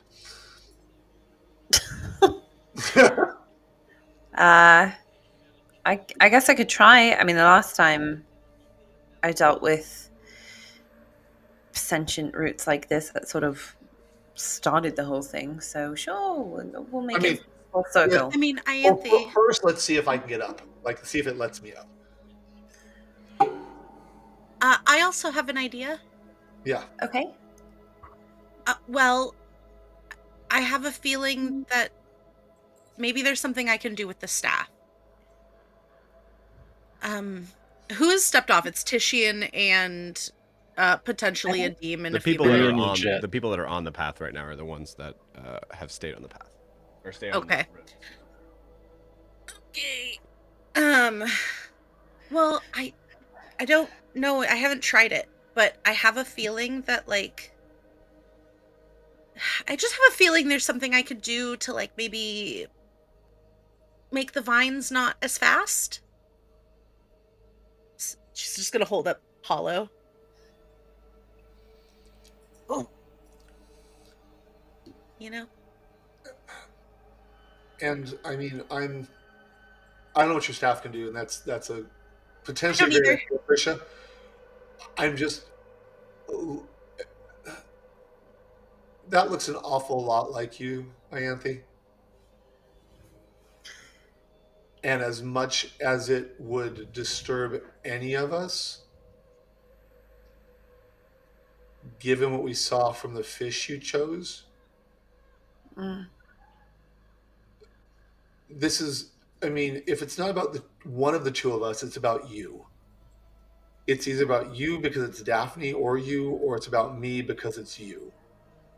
Because I could give a rip if Daphne's here. Thanks.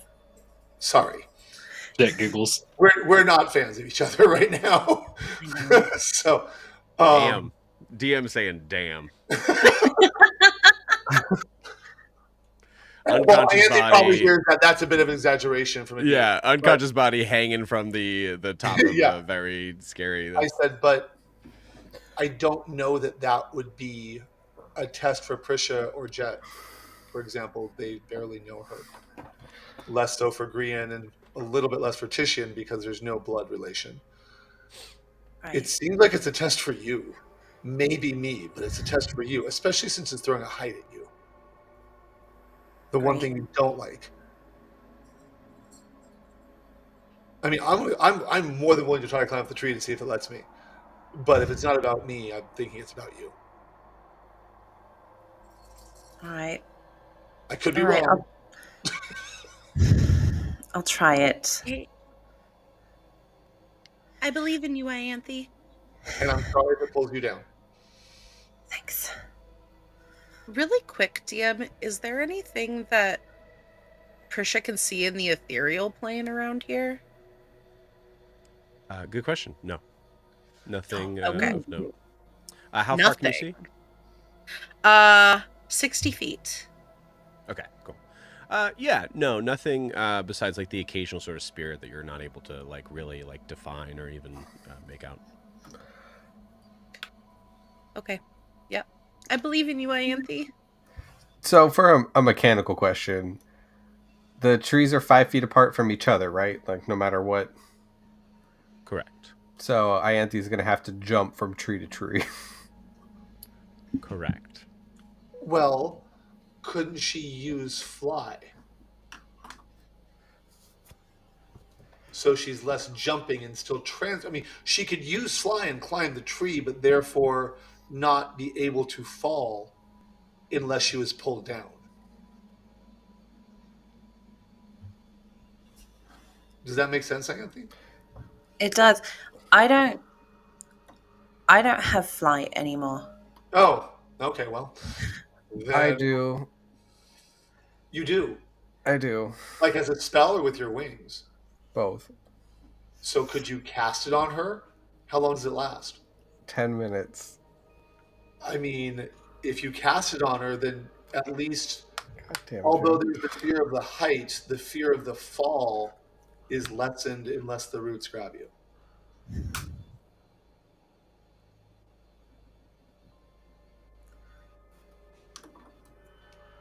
I mean, one's not worse than the other for me.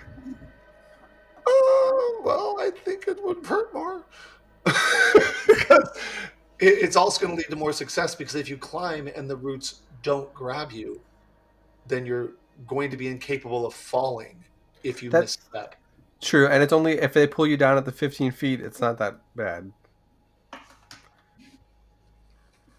Okay.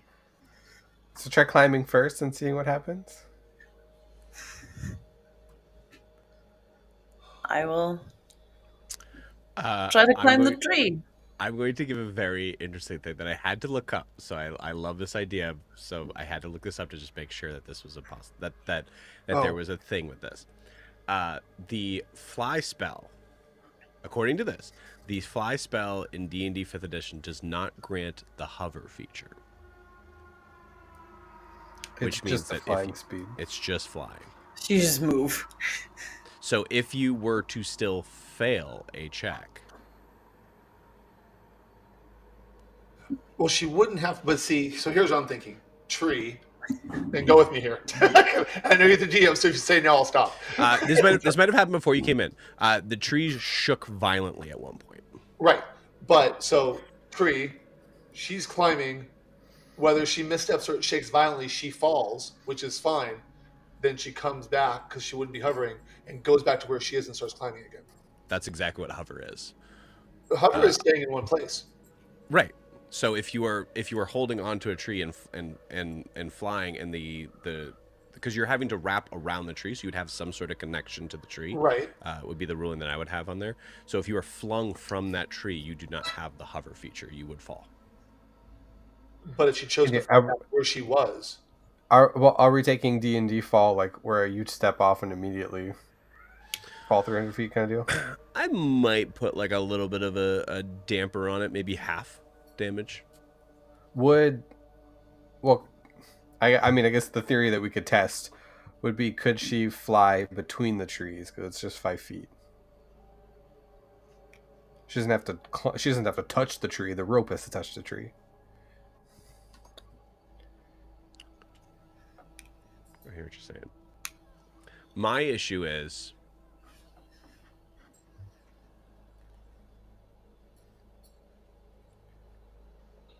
Like, if Ianthe's got to touch the tree, she's got to touch the tree. It's your puzzle. I'm doing whatever, but I'm thinking like if she can fly between it.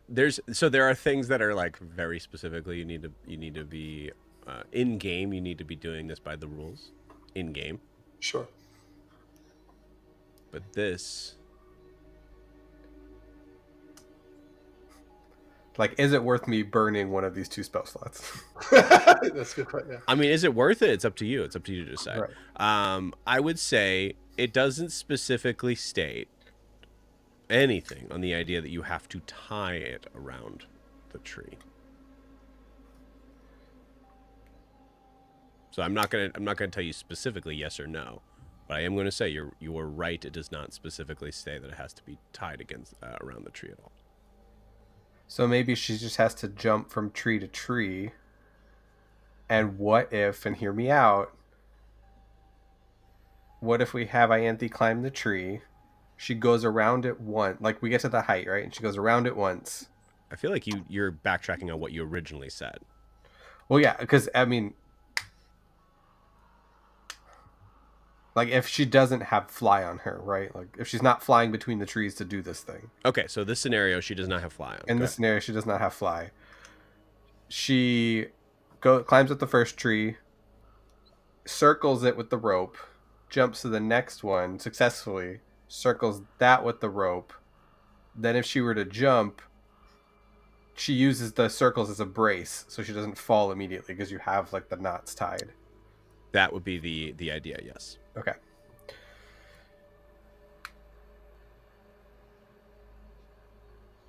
All right, so we can cast fly and try it that way, or we can... Well, hold on, time out.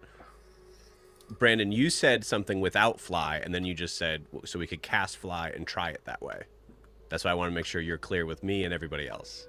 That's what I'm saying. Like, those are the 2 options that we can do. We can do fly, and she can not touch the trees and attempt to tie the ropes, or she can climb the tree, no fly, and kind of do the ropes that way to give herself a brace. Correct. Yeah. All right, gang. What's she gonna do? Well, what is Ianthe most comfortable with?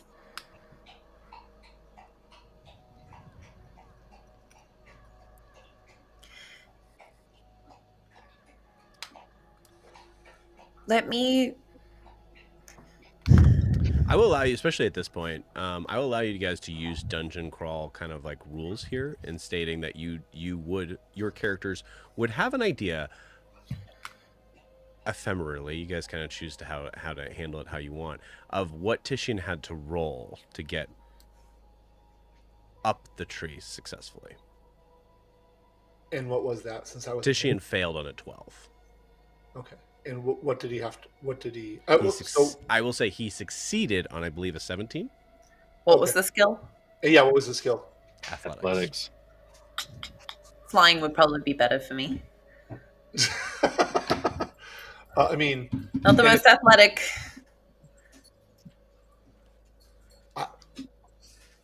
I am willing to try, but I honestly think it's you or me, and more likely you. If these puzzles are directed at people, I think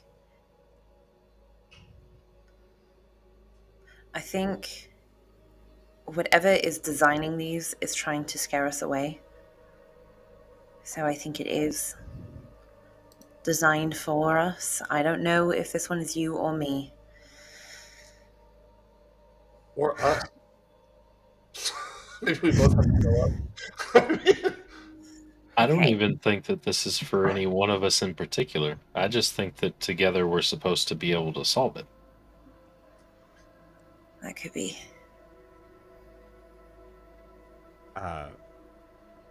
Green, could you help me fly? Sure thing. And I'm gonna pat her. I'm gonna pat you on the shoulder, just like we talked about before. Okay. How many people can you hit with that? like one at a time, probably. You get more per upcast. It's an automatic. Oh, I'm at. What level are my spells? Ugh.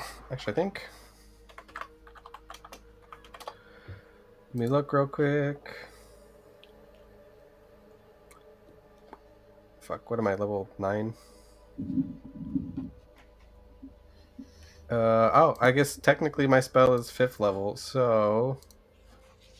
Fly at past 4. 1 additional creature for each slot level above 3rd. So I could do 3. Wow. Joe, correct me if I'm wrong. Sorry, what? For fly, when you cast a spell using a spell slot of 4th level or higher, you can target 1 additional creature for each slot above 3. I technically have 9 levels in Warlock, which would bring me to 5th spell slot level. So I could cast 3 people? You always cast the highest level as a warlock. Right, which I'm pretty sure is 5. It should say on your sheet. Yeah, 5. Okay. Yeah, so you would be, no matter what, you'd be casting fly at 5th level. Yeah, so I would target 3 people. If you choose, yeah. Alright, let's do... Ianthe, myself, and Adim for fun. I can hear you.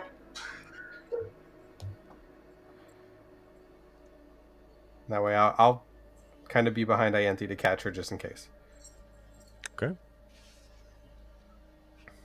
Now, since he's casting it on me, I can't hover. Never mind. So the hover ability just basically means that you don't necessarily have to be moving at all times. The hover ability is basically saying that if you were to be knocked off in some way, you'd be stagnant in the air as opposed to being plummeting to the earth. No, that's fine. I was just wondering, given that I'm a good climber, Mhm. is it possible that since I'm flying 2, if I could follow her without messing with the tree and give her the help action by telling her where to put grab there, do this, just to give her, is that possible? You can certainly do so. I will say there's no there would be no mechanical effect for that. Okay, then if it won't give her, I'll be nice and just tell you straight up there wouldn't be. then okay, then I won't bother. You can't help her. I thought we were trying to do this without using magic. Because otherwise I could have just teleported that body to the road like however long ago. Like, okay. It's the same idea where Titian can't just cut down the body. You can't take the easy route. I think by me doing all the work, I think we've come to find out that this probably is an effort by Ianthe. For Ianthe, by Ianthe. There's a chance that even if we would have tried Vortex Warp, it might have not worked for us. So, because you got that nat 20 in there. You look at the inscription in the rope and the things like the puzzle is right there. To skip the puzzle would be not getting the answer or the prize or what have you. Right. There's no Kobayashi Maruing this situation. Right. Don't know what you said, but I believe you. All right, guys, are you ready? I think that's a Star Wars reference, right? Battlestar? I don't know. A bolt of lightning comes down and strikes Titian. Oh, In the shape of a photon laser. Okay. All right. Let's So, do this thing. Ianthe, you have fly cast on yourself. okay. Tell me what you're doing. You step off the path? Road? I do step Sorry, off the path. I float. I'm not off doing that the on path. purpose. You step off the road. I float. Prisha's I anxiety assume- gets higher the more people step off The the more path. people step off. Yeah, that's why Precisely. I know this is a dungeon crawl, but there is also a level of you guys have these yeah. Sorry, I won't get too further into it. But there is a kind of emotional element for sure on here. Okay. Yeah, I think every time Prisha said instinctively, I think Prisha, when Titian was the first one to step off, Prisha was just kind of wincing and kind of like closing their eyes and yeah. So Ianthe steps Looking off. very constipated. Got it. All right, I Anthe, guess you're sure. flying up, right? Like you're not climbing the tree; you're just flying up to it. Yes, I'm gonna fly up. Okay, let's handle this step by step. So, taking the rope from Titian, Ianthe, do you tie it around yourself? What do you do? Yeah, I'll tie it around myself. Okay. Tying around yourself, recognizing that the closer and closer and higher you get, you're going to have to look at this figure. Do you do so now or do you wait? Yeah, I'll look. Okay. Tell me how you know it's Daphne.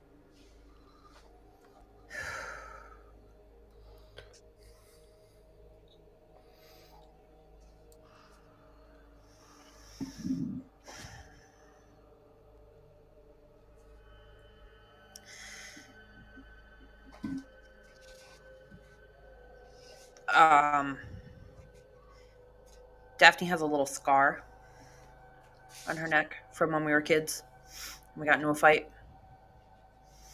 And I see the little scar. As the hair is extending down in this sort of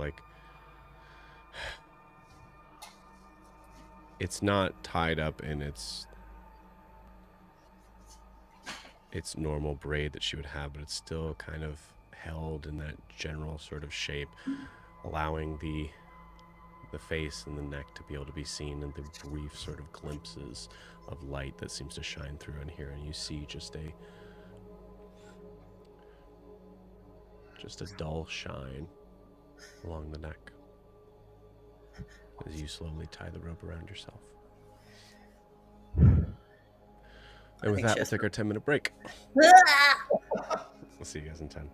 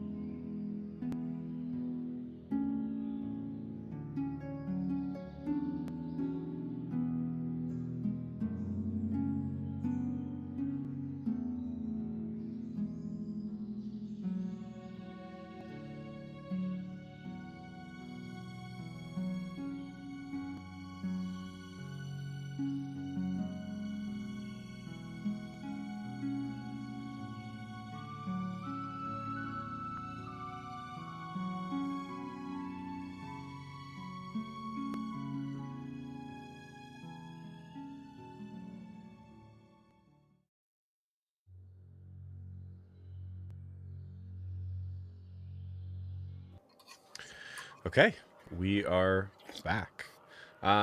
As we come back in to this moment. Ianthe, as you are seeing Daphne tying the rope around yourself, what thoughts are coming to your mind? I think it's an immediate reaction, like,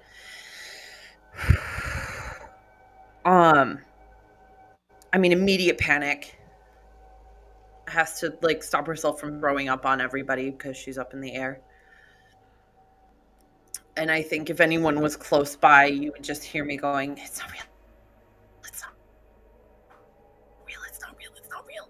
Like just chanting to myself over and over again.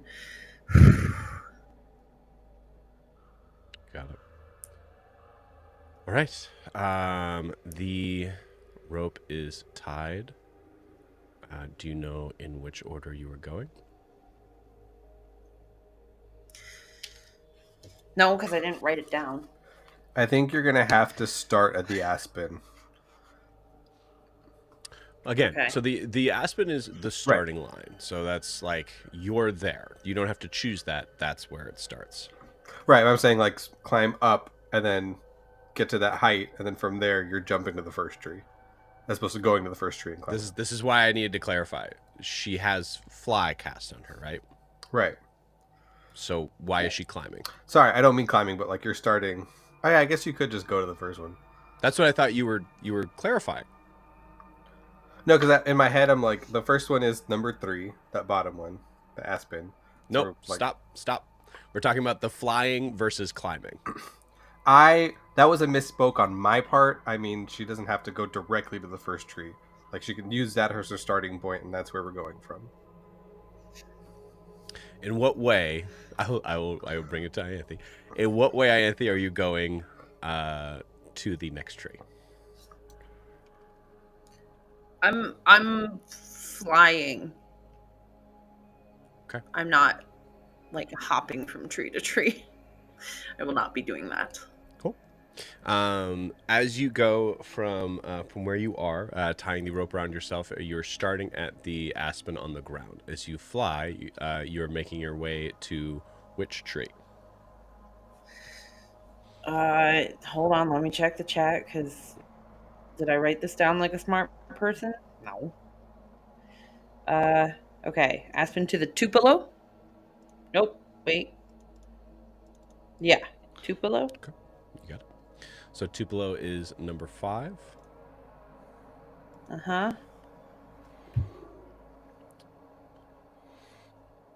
Hope that works. Yes, it does. Great.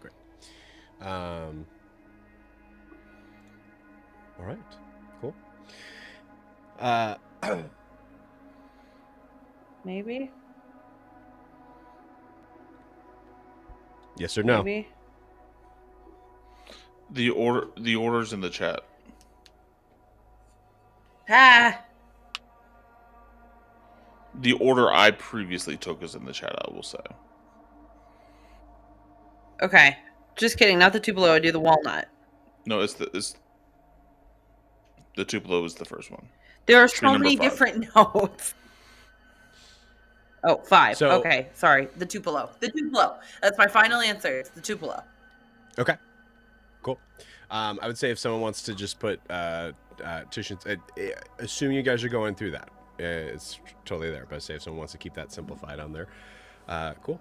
As Ianthe flies from the Aspen to the Tupelo, Ianthe, what do you do when you get there? So I apologize for being very specific, but it is a very specific difference that you guys are doing here. So I want to be very careful in my wording. On the ground, Titian was like looping it around and like creating almost like a point. Mm-hmm.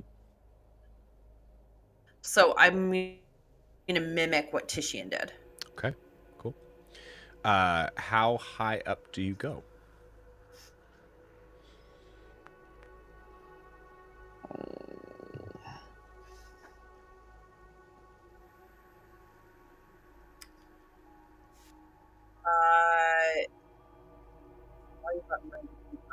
I'm losing you, volume-wise. Oh, it's because I'm leaning away from my mic. I'm like Okay. talking away from it.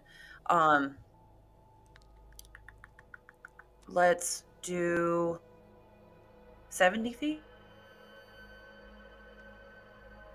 Okay. I need you to give me a dexterity guess. saving throw. Oh, jeez.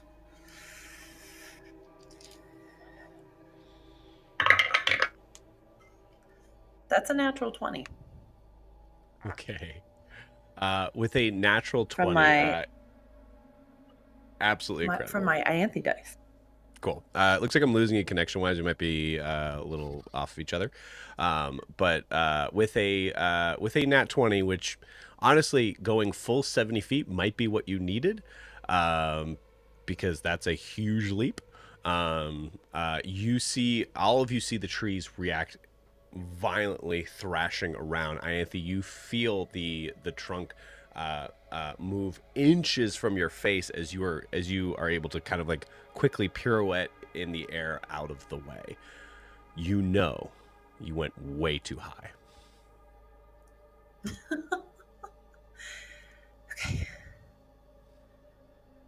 Okay. Okay. You guys can help I'll her go out. down. Well, that's a blessing. You're too high. You can come lower. I mean, You at, guys, you guys can help her out in this. There's a Fantastic. hint. at 15 feet, the vines grabbed Titian Correct. and stopped him. on Is there both anything trees. that's not in Discord that you guys have seen or that Joe told you that I might be missing? No. I'll be honest. I'm gonna give you the big hint Brandon just said it. So 15 feet's all you need to do, Ianthe. 15 feet was where Titian got knocked off. So 14 feet. So I'll try 20 feet. 14 feet, 11 inches. Okay, Ianthe, you want to try 20 feet? No. What he said. I'm not Yeah, I'll try 20. Okay. Give me a dexterity saving throw. Damn it.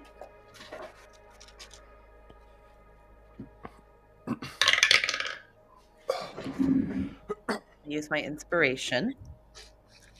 Because that's not great. Yeah, that's better. 15. 15 fails. As a tree Great. slams you in the face. You are descending at a very quick pace from the 20 feet up from your original spot. So it is up to you if you want to cast Slowfall. Yeah. You are not in a concentrating panic, on fly, so. No. And slow fall isn't concentration anyway. Right. Yeah. You do take 17 points of bludgeoning damage. Whew.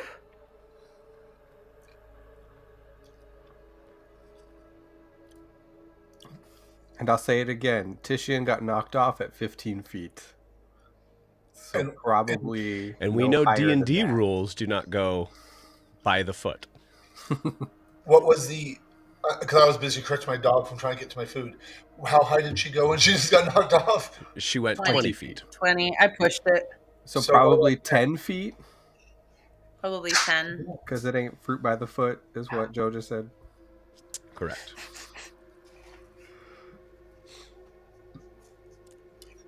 Okay. Ianthe, Am I you go- still able to fly, even though I fell? Yes, you are. So you fell back to the ground.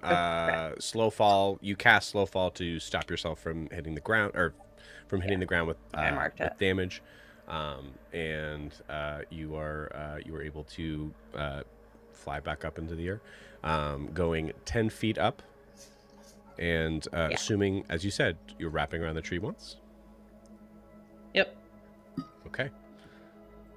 There's a moment as all of you, Ianthe, you have like I'd say you have a couple of like cuts on your cheek, as you all are kind of like waiting with bated breath. And like everybody give me a perception check.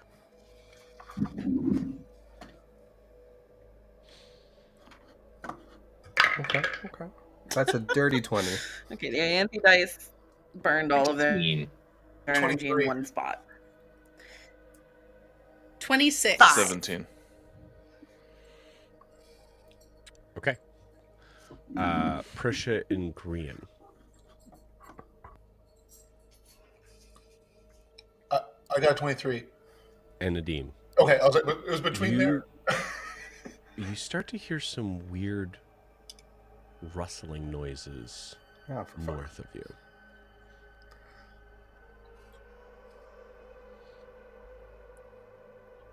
Is north of us? North on the map. Okay, just making sure that we're.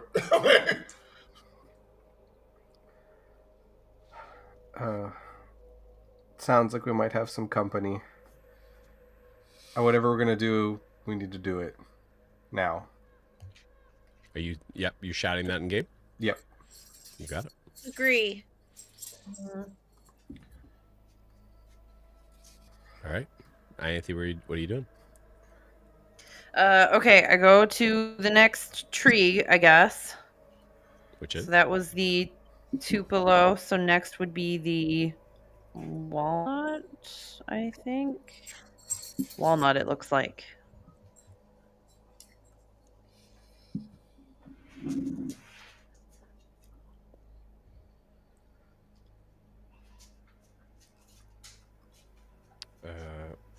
I do the same, and I loop it around at 10 feet up. Okay, so you're going to the walnut. 10 feet up. You go to the walnut, which is...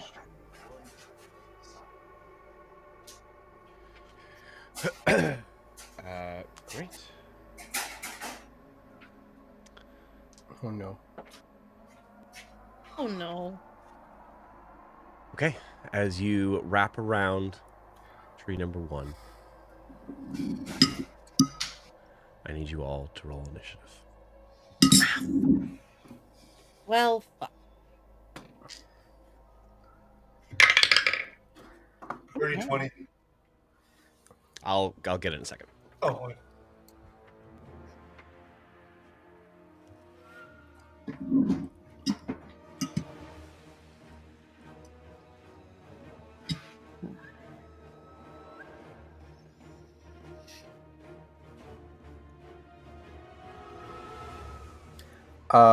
Ianthe, for your record, when you have fly, you have a fly movement of 60 feet. Ooh, nice.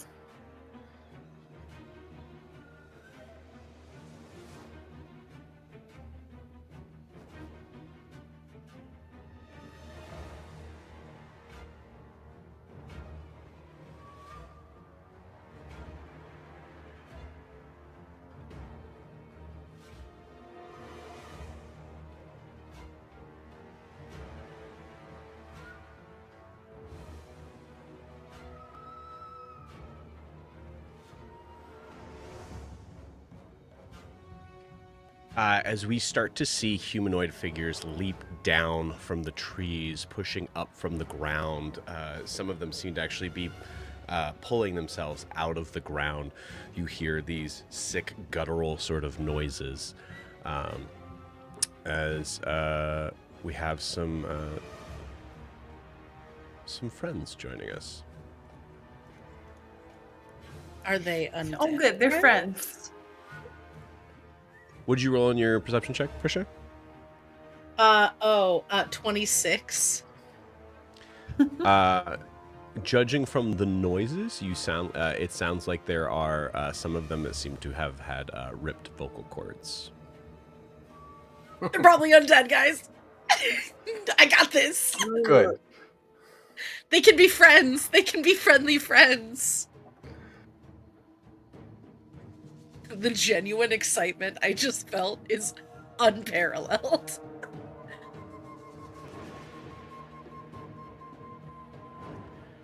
Okay. Ianthe. 17. Titian.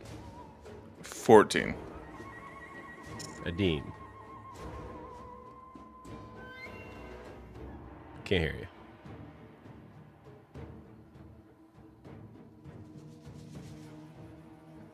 Still can't hear you. All right, my dog was barking. I forgot to Dog. mute myself. 20. 20. All right. Grian. 16.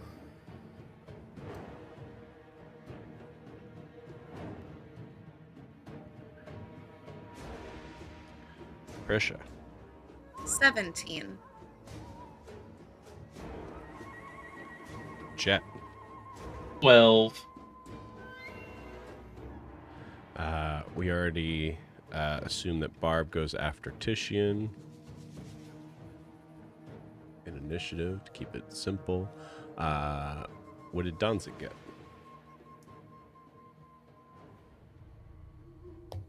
A 3. Okay. Yay, Danzig.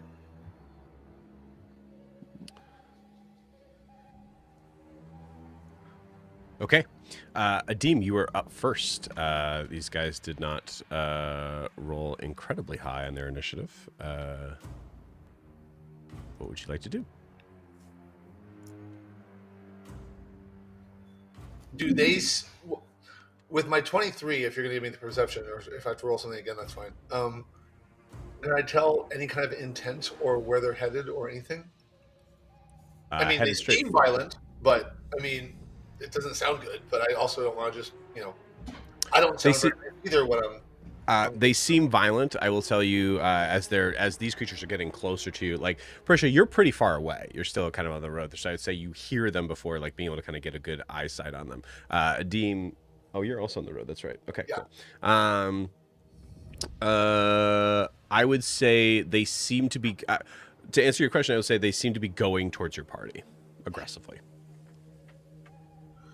Okay.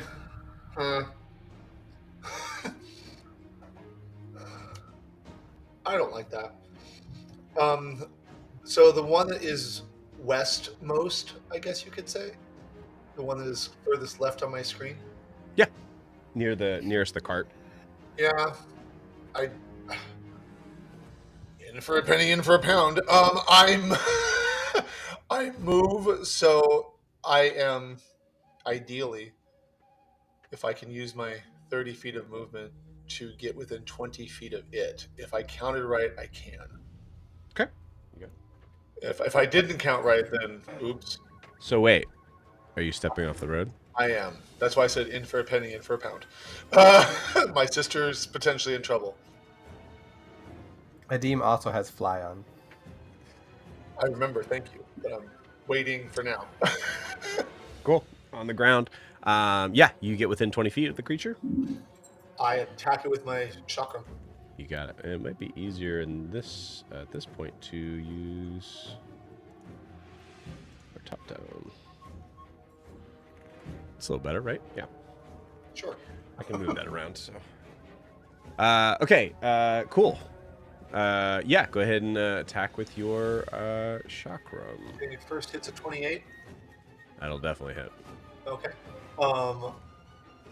I do 8 points of damage, and I want to know if there's any. If it has. Basic question: what's its intention right now? Kill, maim, destroy. Oh, you just no DC. Just tell me. Okay. Okay. Perfect. I will say, like, these creatures are also probably rather simple. Well, yeah. So. I just wanted to make sure I'm not attacking something that's terribly awful. Yeah. I shouldn't be attacking it, but clearly maybe I should be. Okay. So then my second attack is a 16. Give me 1 second to get their stat block up. So you did 8 points of damage On the first one. On the first hit. one. I'm so sorry. I thought I had this ready and I didn't. Apologies. It's all good, man. I got here an hour and a half late, so. Same. Take your time, buddy. Same.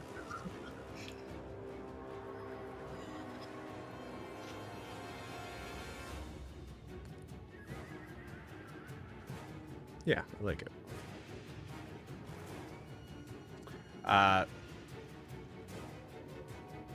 16 on for the second hit does hit, yes. Okay. And my second round of damage is 10. So 8 the first hit, 10 the second. Okay, cool. How do you want to kill this thing? Really? Hey. Is it humanoid, just like regular human that's shambling towards my sister and the party? Humanoid, yes. Yep. I'll take its head off with the second hit. You got it. The shotgun loses and just slices its head off and hope it'll stop it. You see it fall to the ground, and as the head kind of goes lopping off, you see it still kind of like trying to like bite and like and tear at something that it cannot reach. That makes And me it is sad. dead. Okay. I wasn't counting when you moved me. Did you move me by full 30, or did I have any movement left? No, I believe that was 20. Okay, then I move back. Well, no, where are they coming? I'm going to move to the east, my other 10. Okay. There you go. And then I'm not going to use a bonus action just yet. And I'm going to hold my reaction in case I need it. There you go. So that was a Deem. Wow, I hit twice. You hit twice? That is unbelievable. Anyway, I'm sorry. Go ahead. Prisha, you're up. Wonderful. Can I get the sense that these undead potentially creatures are of a CR3 or lower? I realize that's more of a mechanical question. Way too far. Great. I would like to run towards them. As staying on the path as much as possible. That's not possible. You're gonna have to be very specific on what you're trying to say. Well, wait. Okay. The one that is, they're hard to see. The furthest one away from the wagon by the rock ahead of us. The one above his head. Can I run? I want to run on the path forward. Okay. Till I am 20 feet ahead, like in front of him, to the side of him, I guess. Cool. I can move 40 feet, I believe. 30 feet. 30 feet? Okay. So 30 feet. 5, 10, 20, 30 get you there. How far away is the closest? He's the closest enemy? I'd say probably that one, right? Yeah, how can you far see away that? is he? Let's see here. 10, 15, 20, 10, 30, 35, 40, 50, 60. It's about 60 feet. So I would say, like, in from this vantage point, I will allow you to make a nature check. Okay. Not one of the ones I get advantage on, but that's fine.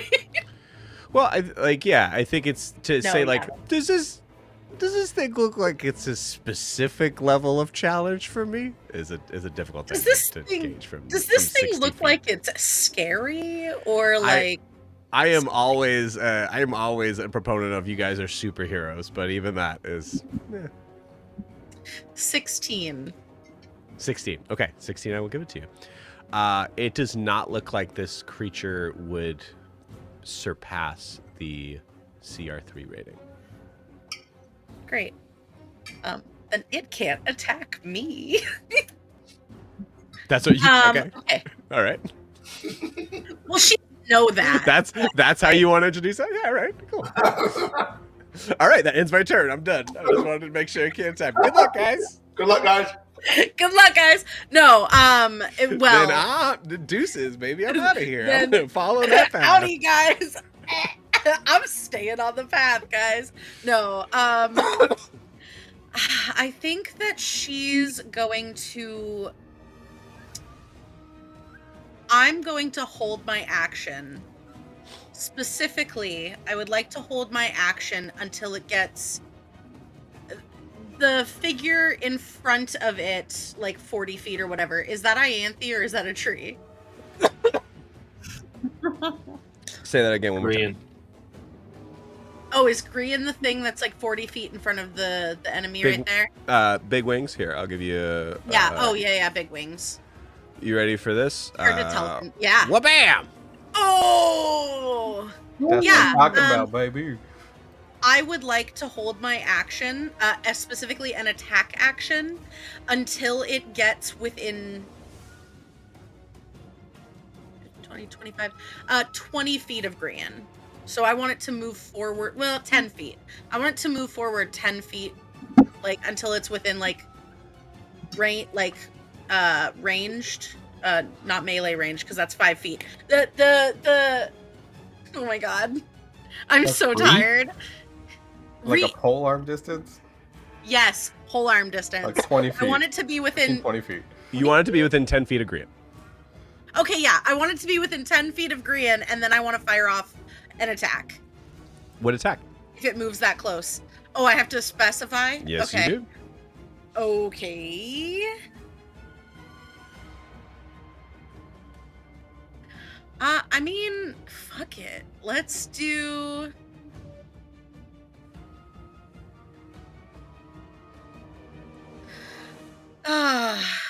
Wow. Wish I had that prepared. Let's do Thorn Whip. Okay. I don't think I'm close enough for that. Sorry, I don't actually think I'm close enough for that. Okay.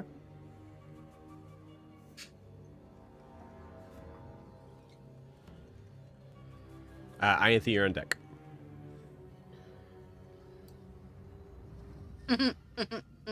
Yeah, erupting earth. Okay. Yeah.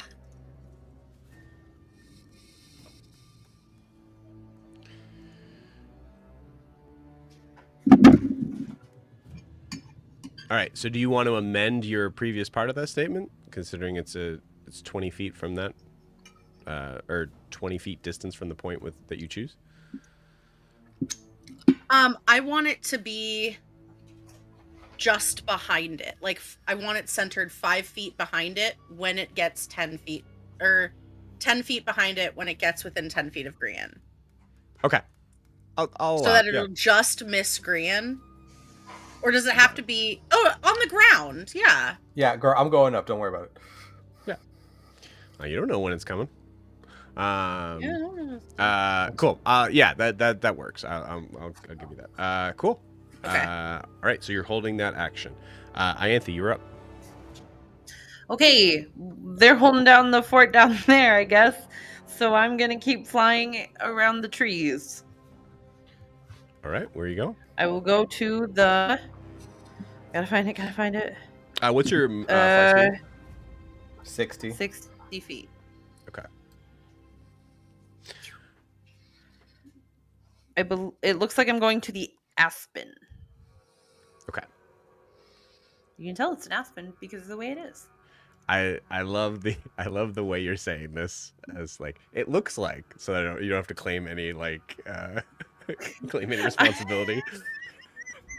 Something says I'm. I don't remember, so I'm going with what the notes are in the chat.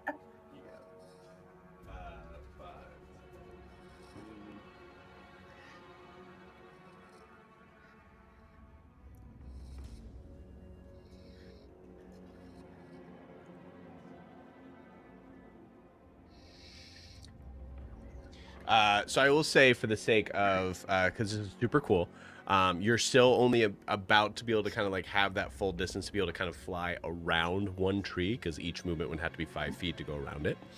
So I will say that still only gives you one tree that you're able to get to. But each time you're going 10 feet. Could I do two? Yeah, if you want to use action dash, you can absolutely do that. Yeah, I'm not doing anything else. Cool. Awesome. Where are you going next? Oh my god, good question. I believe the oak is next. For oak. Okay.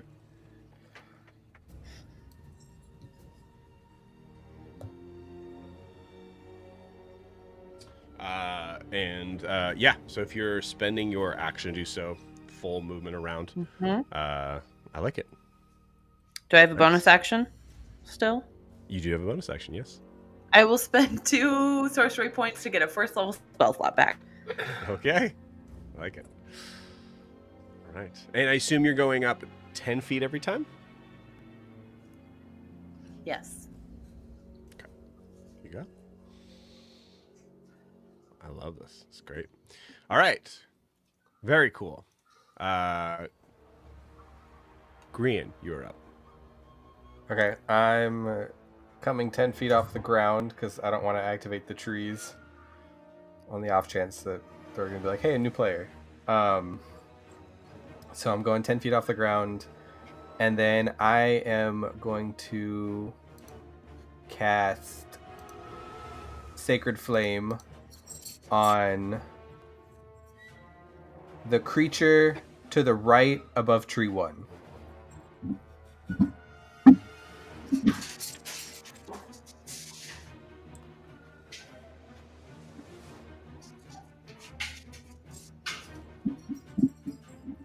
Okay. And that's a spell save of that's a DC 16 Dex, I think. Yeah.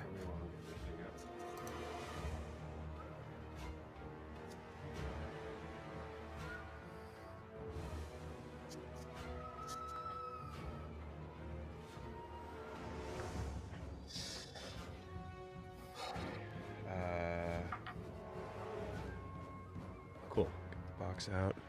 Fuck am I right? DC 16 deck save. Correct. You got it. Okay, that's that is a fail. Cool. So it's gonna be just 8 points of radiant damage. Okay, cool. It takes those 8 points. It does not seem to be weak to radiant damage. Cool. And then I think I will end it there. Okay, you got it. It is now the undead's turn.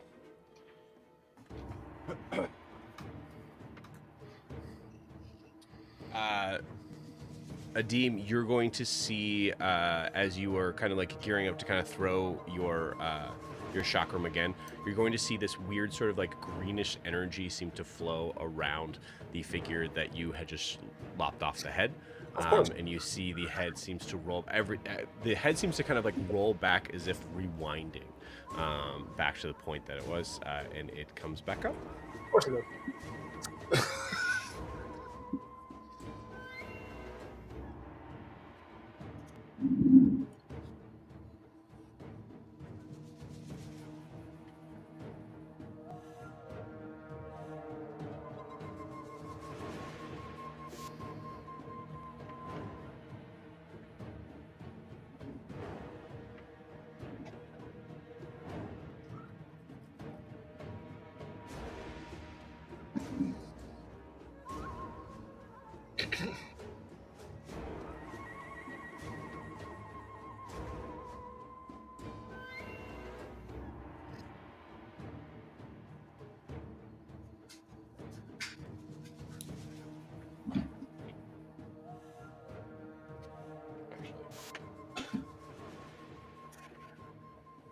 Okay, going from left to right on these attacks. First one's coming at Adim. It's cocked. That's supposed to be a 60. I gotta really fix this matting on this. That is a dirty 20 to hit. No, sorry, 22 to hit. It's Joe. A team does not have that kind of armor. It starts with a twa. Yeah. Well, a 12 is a no, but... Oh, okay, well. Also, did that one move forward? Yes, it did. Yep. Thank you. But Great. it's doing a ranged attack? Yeah. Prisha, let me handle at least this attack. And I'll say, actually, if you want to just wait until we reference that character that comes in. Yeah, for sure. Thank you. I'm trying to look for a die that's a little easier to see. Oh, see a good one. So we'll try this one. Yes, so that is 10 points of... No, sorry, 11 points of piercing damage. 11, okay. What exactly did it hit me with? It took out this crossbow, kind of took a look at it, tried to kind of figure out how it worked, and then moved it towards you in your direction and just shot you with the crossbow. Okay. Can I ask a question about that? No, just kidding. Go ahead. I saw the green energy pull it back together. Yes. Was the green energy also around the crossbow? No. Thank you. Yeah. Cool. So then we go to Tishin. You have two of these bad boys. Oh, actually, I'm sorry. No, never mind. That one will be done. The two of these bad boys on you. They are Sure. not flanking you. But they are gonna try to bring you down. Sure.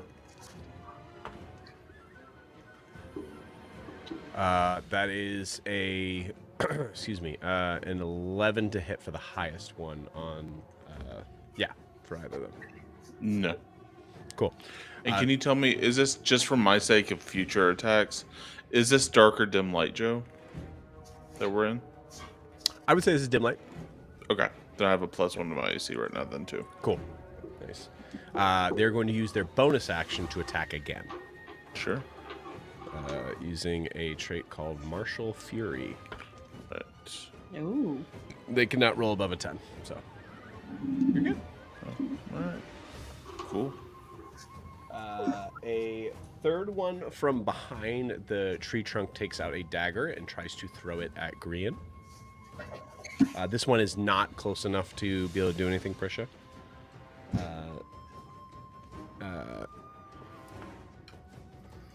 Good lord. No, not even close. I'm not even going to tell you what roll. Okay. Okay, the one that gets close to 10 feet, Prisha, give me your stuff. I need it to make a Dex save, DC 15. Okay. 16 on the die. Yes, it makes it. Okay, well, it's going to take half damage. Let me find a third D12.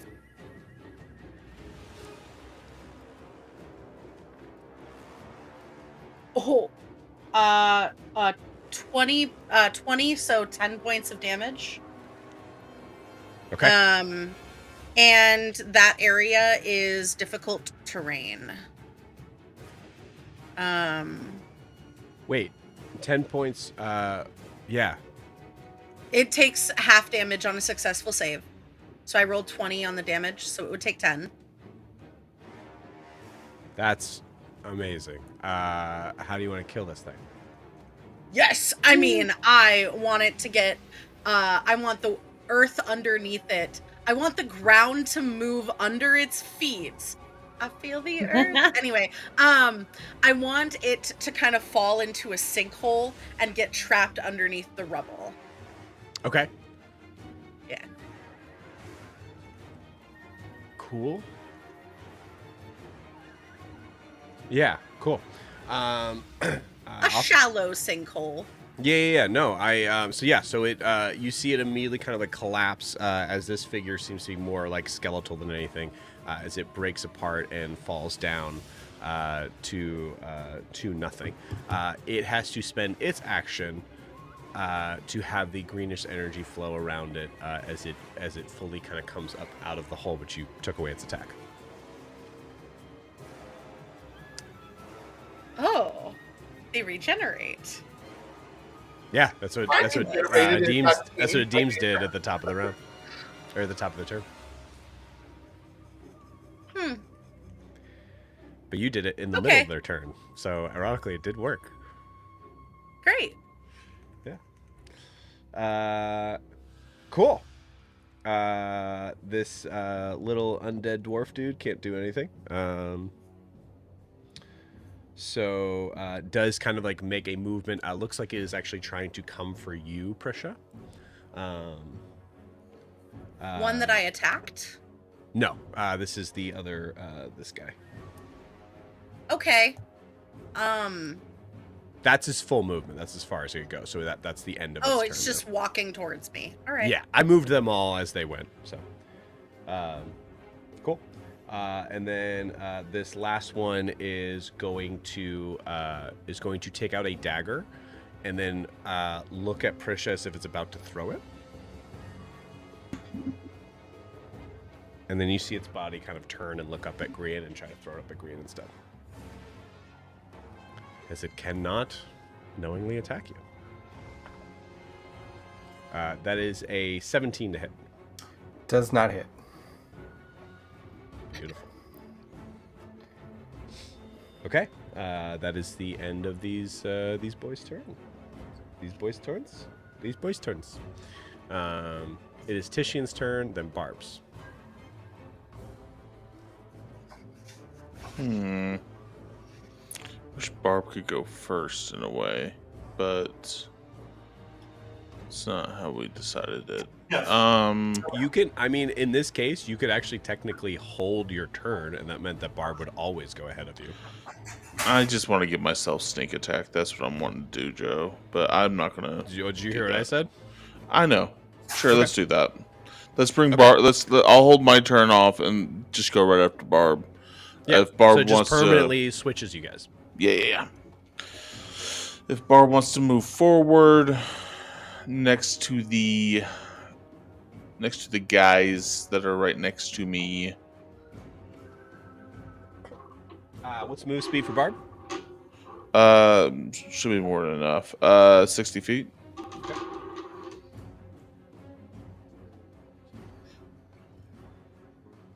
Yep. Where do you want her? Just where she's within location of those two guys. And then Location's a very general. Yeah. I'm just wondering her. It's hard for me to pick. Can you point her out again, Joe? 5 feet. Like, can you give me like? Yeah, 5 feet within 5 He's in- feet. He's in her hand Yeah. right now. Yeah.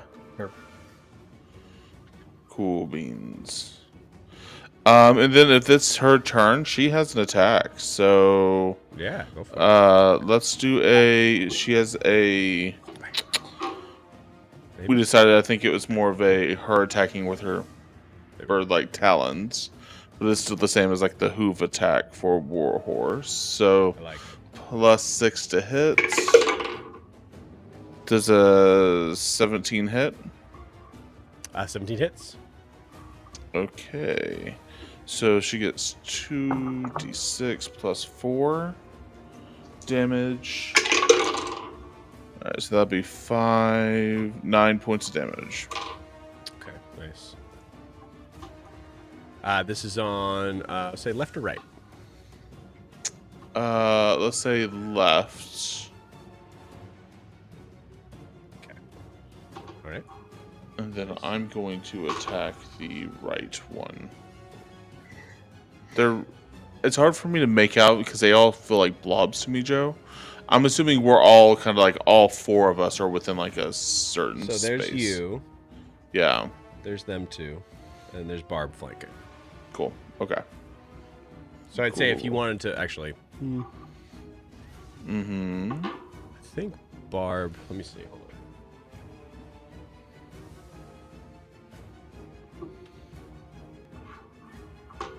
Yeah, you're connecting.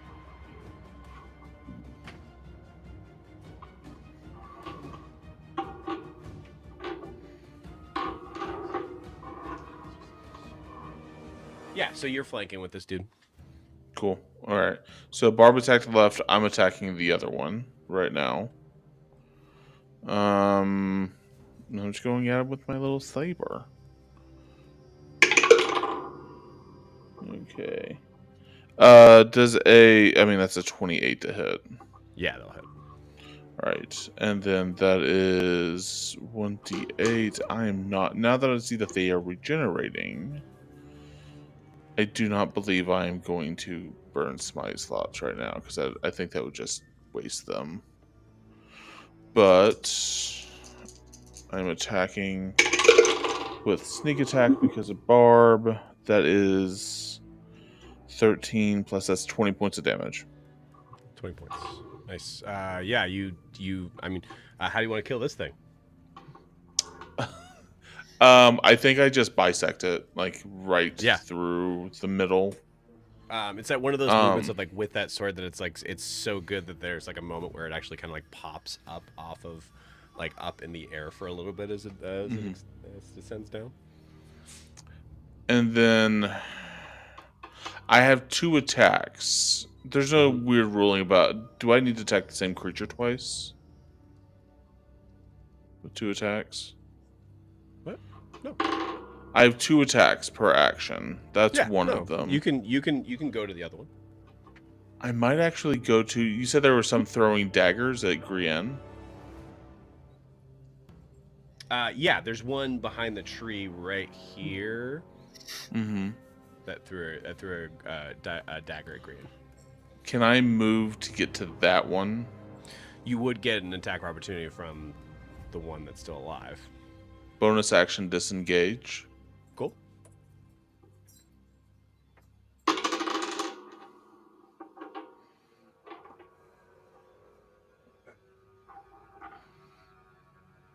And then Okay. I'll go over to that one, and then that'll be an 18 to hit. 18 hits. 18 hits, cool. Just straight roll. So that is that's 9 points of damage right there. Okay. Nice. Yes, that's 9 points. Okay. And that'll be my turn. I don't think I have nothing else but reactions right now. All right. Jet, you're up. Danzig is on deck. Hey, firm. I want to do something really cool that I haven't do been something able to really do cool. yet. Do something really cool. First I think off, it's time to do something cool. Jet's gonna bonus action activate his blade song, so he's gonna start by stomping the ground and twirling his spear around, Like it. and making grunting noises and doing his creepy smile the whole time. So that's my bonus action. I would like to move where I can have at least 5 enemies within 30 feet of me, if possible. I'm so sorry, Jet. Did we give you the you're good now? No, I still thought have to roll for spells. Do I have to roll? Yeah, for you have that a as couple. well? Until you're done with the spells, you cannot use Blade Song, unfortunately. Okay, then I will not be doing anything this Sorry. turn involving anything cool. If I Because- recall, you're close. I think. What was the previous? It's down the to a 15 now. down to a 15 now. Yep. Screw it, I'm gonna do it anyway. It's just I won't have the bonus. I would like to move within 30 feet to have at least 5 enemies within 30 feet of me, if possible. Okay. Do they have to be in a specific place? Is there other Just creatures that we have to all of worry them have about? to be within 30 feet of me. Okay. So like if I gotta go to the middle of the trees, I will, whatever I need to do.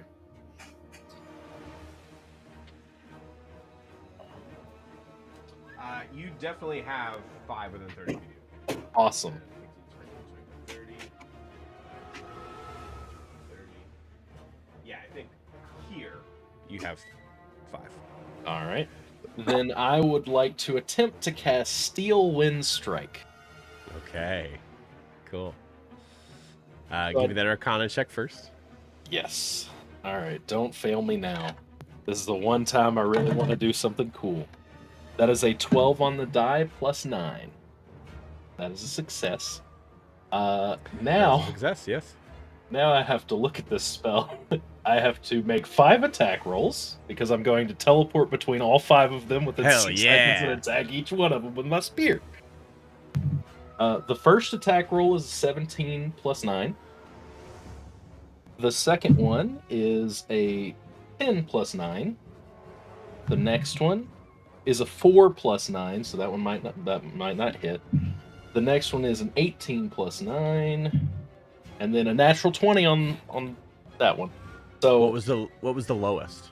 the lowest was, I don't remember. Did I say it was 13. like 13? 13 total on the lowest. 13 total. Yes. That one missed.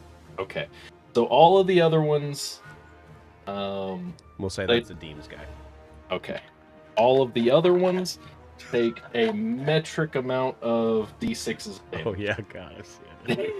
No, I'm sorry. It's 60-10. I lied to you. I need Yeah, to if you do me a finish- favor, just roll once. Actually, I think you do. Yeah, you just roll once. I think. Okay. Yeah. So that's 8 and 4 is 12, and 8 is 20 plus 2 is 22. Then last go, 2 10s. 42 damage to each of them as I just teleport around to all of them. And the one that is still standing that I missed, I would like to pop up 5 feet away from him, right next between him and Adim with my spear at the ready. Okay. I love this.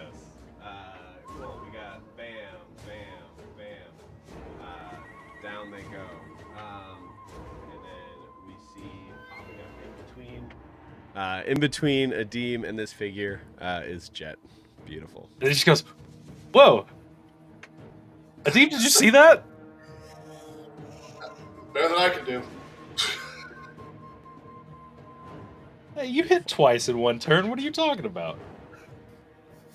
Adim just Actually, rolled the I'm dice. so sorry. I'm going to say that you did take out this one too, because the one that you would have been taking out would have been one that would already have been dead from tissue. So yeah, make it even. Yeah. Hell yeah. And that'll be my turn. Wait, make sure that I cast this spell. That Take is off a cool big as spell shit. slot. Nice. Okay, cool. It is now Danzig's turn. I think there's just one enemy up, right? Let's see. Nope. There are 3 over here, all by Grian. Perfect. Dante's going to move his full 60 feet. Just kind of straightforward. Because I want him to turn to 60 be... gets you there. I want him to be the turn so he gets all 3 of them. That's In I what? like. You gotta tell me what you're trying to do. I'm using his breath weapon. So it's a 30 Okay, is that a cone? Correct. Good thing you're up in the air, dude. Yep. And then it's a Dex 15. Okay, nice.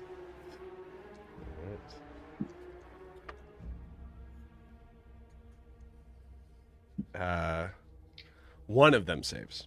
Cool. So then it's 66 fire damage. Oh wait, I'm sorry. This archer's dead. No, it had to spend its action to. Yeah, it came back up on its action. Yeah. Yep. You're right. You're right. It came back up on its action just to most likely go down again. All right. So 66 fire damage. 12, 18. Oh my god, I'm bad at math. 24, 25 points of fire damage. So then the one that saved, it would half. And then on a failed save, a creature is also restrained by hardening rock. Damn. Cool. Yeah. Okay. So yeah, these 2 are dead. This one that's under Grian is on fire, but still alive with a 12.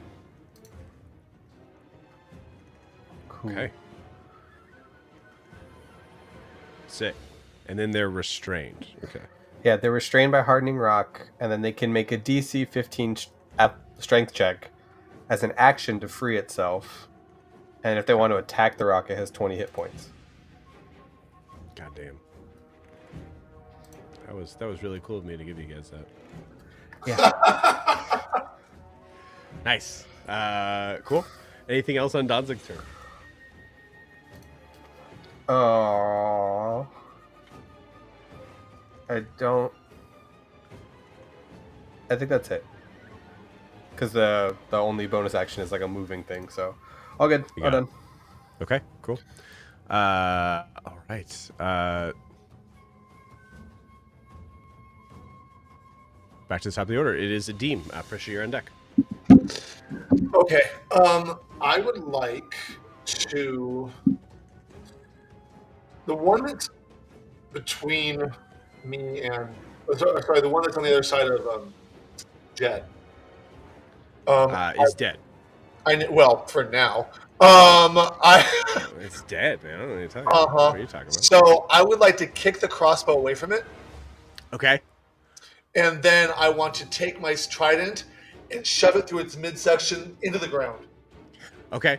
I'm going to, because I love this idea. Uh-huh. Give me a just a small thing here. Give me a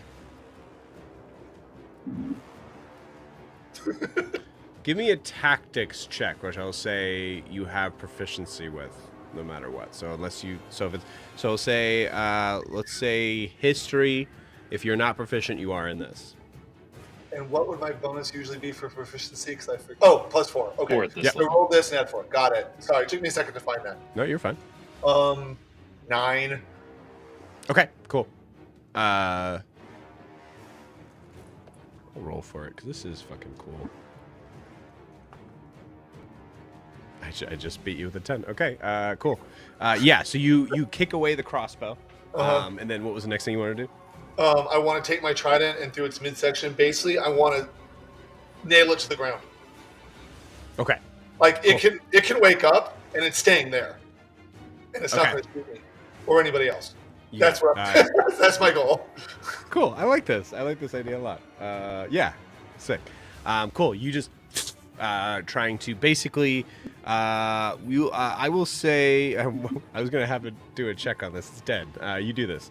Yeah, it's dead for now. Haha. It can't move. There's no saving throw. It's dead. Cool. I will say let's do. Just give me an attack roll and don't roll nat 1. Okay. With my trident, I assume. Yeah. Okay. Let me find it. 1 processing. Let me see. 13. So, sorry, Okay. 12. But it was not an at 1. It was a 5. That's fine. That works. Okay, cool. So you slam this, attempting to try to restrain this creature to the ground. Yeah. Beautiful. I And like this. does that count as 2 attacks since I also kicked the crossbow away? No, I'll say that's 1. Okay. Then are there any others that are still standing? The archer on the other So side, How which far I away would say, yeah, through the trees, you're probably just having eyes. is he? How far away is he from me? I I can't tell which one it is. So Oh, he's pretty far. About maybe 40 feet. I think it's like 50. It's about 10. Yep. Brandon's got it 50 feet. 50 feet. Well, I've got 30 feet of movement, but no, it's 50 feet. I'm sorry. You would have had to have done some movement to get over to this creature. So Right. So I'd be over there. 5, 10. Okay, but I will. I can get 60 feet. I'll just be at a disadvantage, right? Yeah, give it a shot. No, because I just rolled a nat 1, so a 10 and a 22. So Cool. I assume I don't hit it with the nat 1. Nat 1 does not. You see it kind of strike into the tree, and you see I think at the top of your round it'll be able to kind of come back to you, but there's a full turn where it's not with you. Can I use my reaction to cast Silvery Barbs so that he can re-roll that? It would have to be. It only goes lower Oh, really? for Silver Barbs. Yeah, they have to choose the lower. Oh, never mind then. Well, so I've thought about doing this. I don't want to open up a car right now. Don't you, when you use silvery barbs, you negative somebody but positive somebody else? But I was trying to get you to re-roll, which would have Technically- negatived you. Right, but it would give me a positive roll later. So That's true. If you want to, you I can. would say I'm gonna make a homebrew rule on this and say that you can't roll lower than a nat 1, so therefore you Okay. can't use silvery barbs on a nat 1. that's fair. Okay.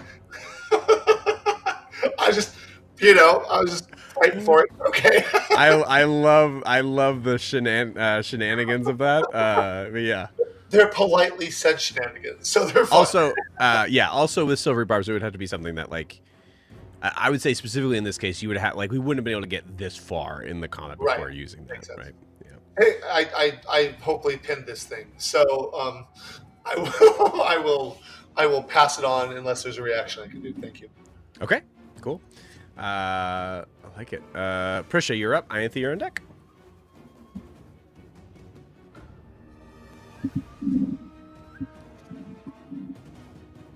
You're muted. Well, okay. This is what happens when you have a mic with a manual mute. So, as a bonus action, Prisha would like to cast Spirit Shroud at a 3rd level. Okay. Who is the closest enemy up to me right now? There's only one enemy up right now, so it'd be the archer, which is It's right next under. to me. I literally just tried to point with the laser point and almost hit myself in the eye. That one. Okay, 5. Diagonals are 5, or is it 5, 7? Yep, still 5 diagonals. Okay. 5, 10, 15, 20, 25. Great. I would like to go up 10 feet away from it. So, like, I'd like to move just under green, basically. Are you stepping off the road? Yeah.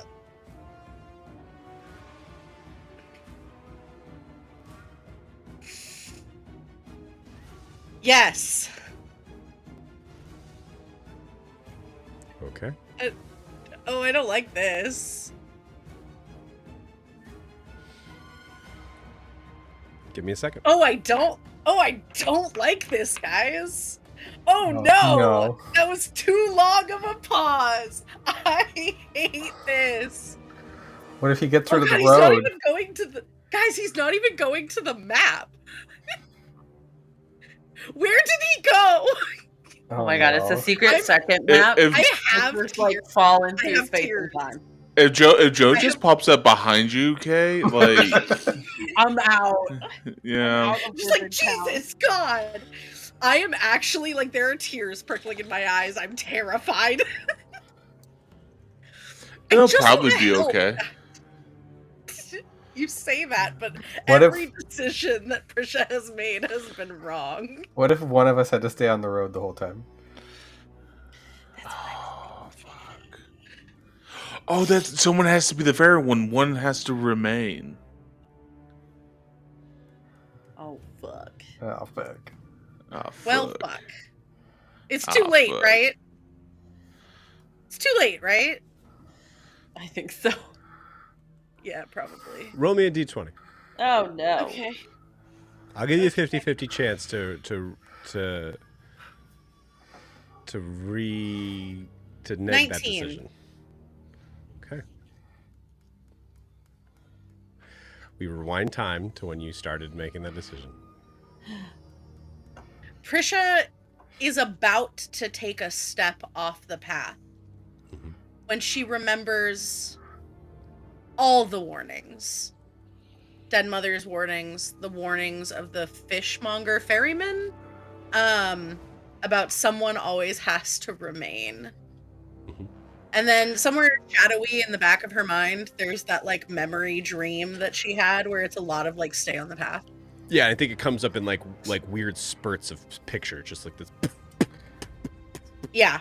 And she retracts like her step and kind of stumbles back just a little bit.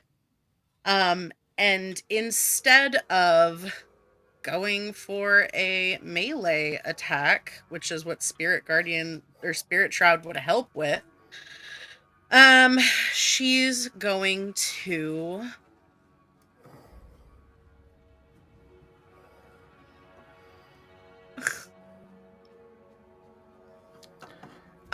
she will cast Thorn Whip at the archer. Are you in range? 30 feet. I think I'm just in 30 feet, mostly diagonals. Okay. I believe. And if not, you have some movement to like move Yep. over. You are Okay, just great. within range. Great. Yeah, we're just gonna do Thorn Whip. You Oh got my god. Modifier +7. So 18 to hit with Thorn Whip. that'll hit. What level are we now? 9? 10. 10. Cool. Still 2d6.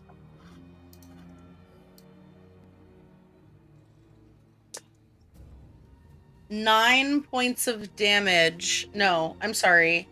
11 points of damage. That's a 5 and a 6. And is it smaller than a large creature? 100%. I'm going to pull it 10 feet closer to me. It's also deader than a large creature. Yeah, it's dead. Well, great. I'm going to pull its corpse 10 feet closer to me. Okay, cool. Interesting. Sweet. Yeah, and I think that's gonna be Prisha's turn. You got it. There's a moment where you're like the tips of your barefoot toed sandals is how I imagine it, or bare feet, whatever it is. Hooves. Are just, oh yeah, sorry, hooves. Yeah, you're Jesus. I'm a goat, dude. I'm a fucking goat, bro. Are like just teetering on the edge. There's like a certain point where I think there's a little bit of like a whoa, whoa as you like kind of collect yourself, and remember what you were told. Yeah, I'm a goat, dude. I crave that mineral on the path. On the path. Beautiful. All right. With that, currently, all of the undead are resting. Ianthe, is your turn. Okay, I'm going to... I've lost track of which one I'm on. I believe I am at the Aspen. Mm-hmm. So I will go... I don't think so. No, you're on the oak. I'm on the oak. So I will go to the bird. Okay.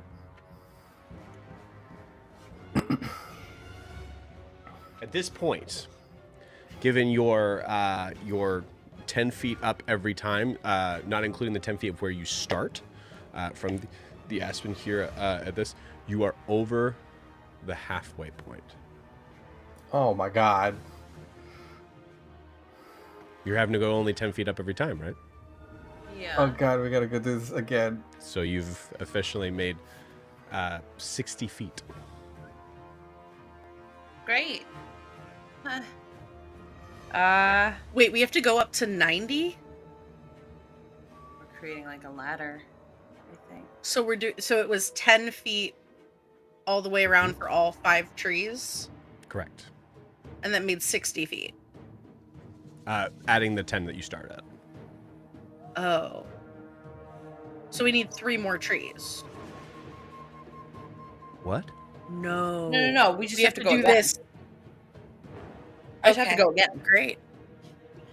So I will go back to, I guess I forgot which one I started with. The Tupelo, I believe. Yeah. Go back to the Tupelo. Okay. Give me a dexterity saving throw. Ah, damn it. Wait, so that was wrong? Maybe I have to go backwards?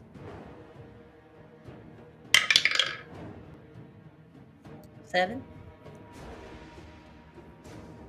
Since Okay. I couldn't use silvery barbs before, can I use it now?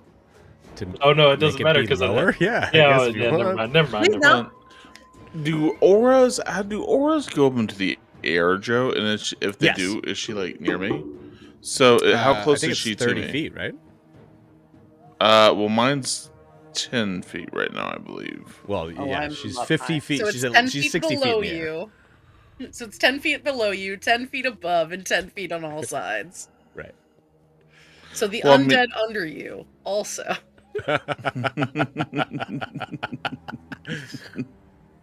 Well, give me a second here. I'm just looking. I'm just trying to think of something to help her out. That's all I'm trying. That's all I'm doing. Yeah, you should.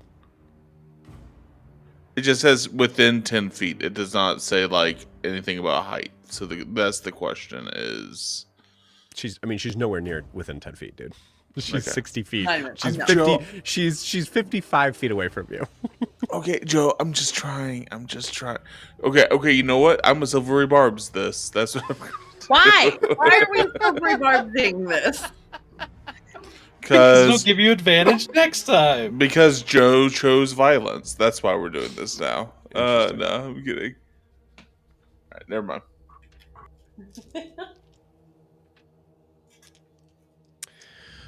So here's the interesting thing with this.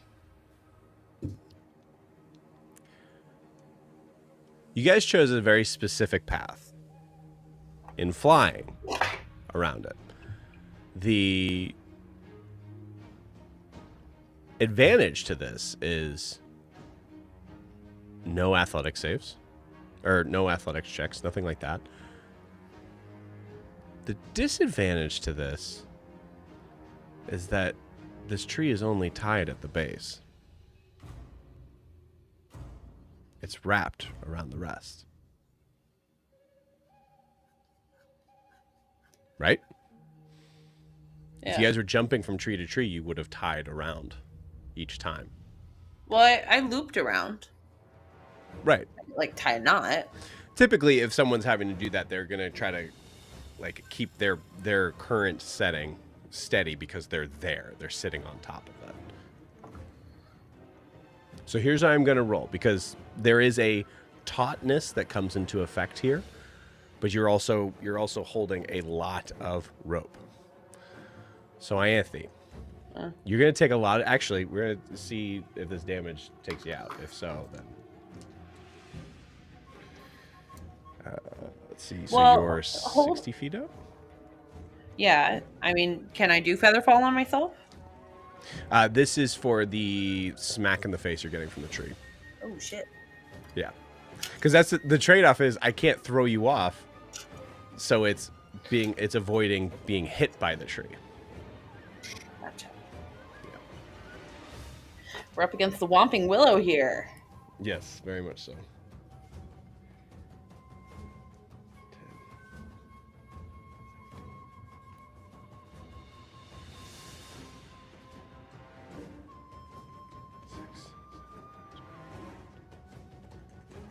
I can't math right now. Sorry. Me either, apparently. You take 23 points of bludgeoning damage. Woo! Ouch. Are you still up? Yeah. Okay, great. You said So here's what 23? Yes, 23. So here's what I'm still up, going but yikes. Okay. Here's what I'm going to have you roll. Ianthe, I'm going to have you roll a sleight of hand saving throw, which we'll just call a sleight of hand check, to pull the rope tight enough to not collapse all the way down to the bottom, having to start all over again. Now, before you tell me the answer, I'm going to roll to see what it is.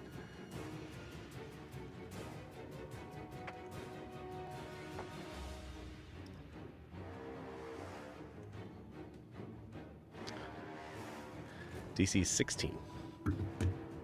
I rolled a natural 16. Plus 2. Beautiful. Ianthe plus 2. Beautiful. So as Ianthe is just like lights kind of leave your eyes for a second as you are slammed down from where you are.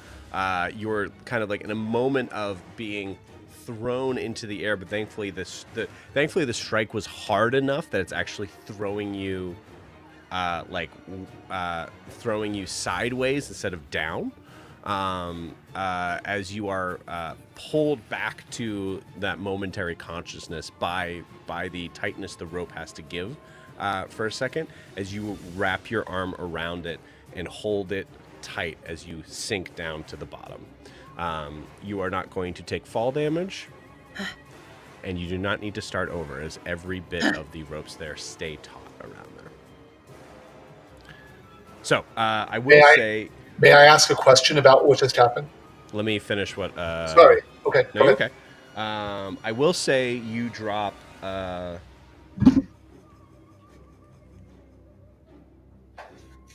I'll say you only drop 20 feet. Okay.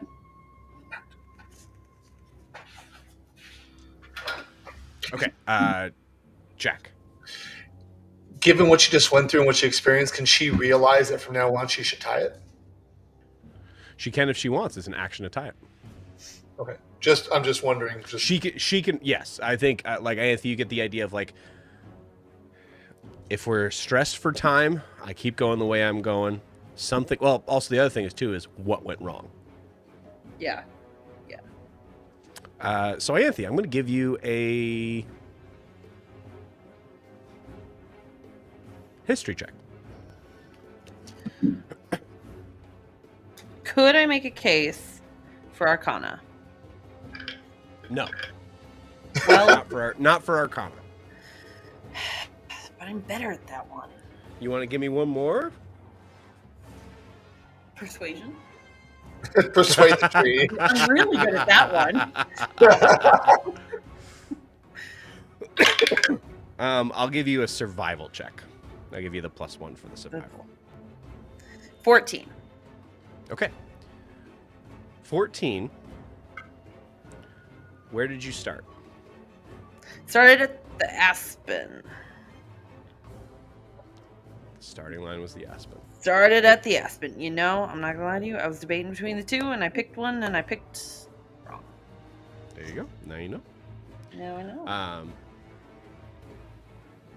So I will also kind of give you this sort of sense of like, now this becomes a very interesting sort of like math game in this, and this actually makes things a little bit more complicated that I have to do some math here. Aw. The pattern has to finish.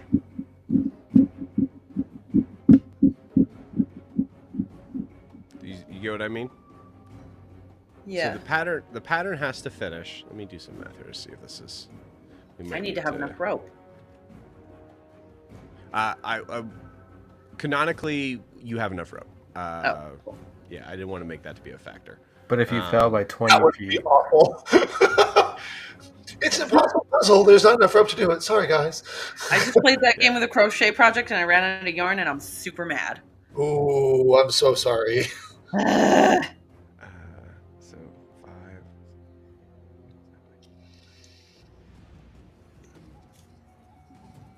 Yeah, it's like I did this on purpose.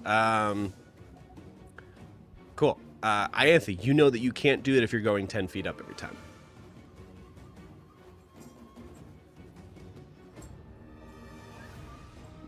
I don't have the time to go up 10 feet every time. You won't be able to finish the pattern if you go 10 feet up every time. Because I'll run out of room, I'll run out of time, I'll run out of rope. 60 feet. You're at 60 feet now. I'm at 60 feet now.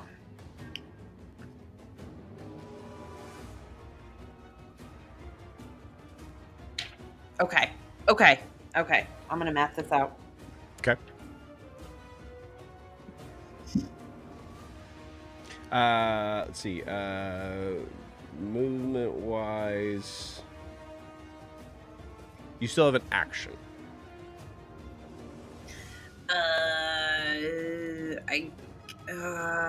I will dash to the Aspen. Okay.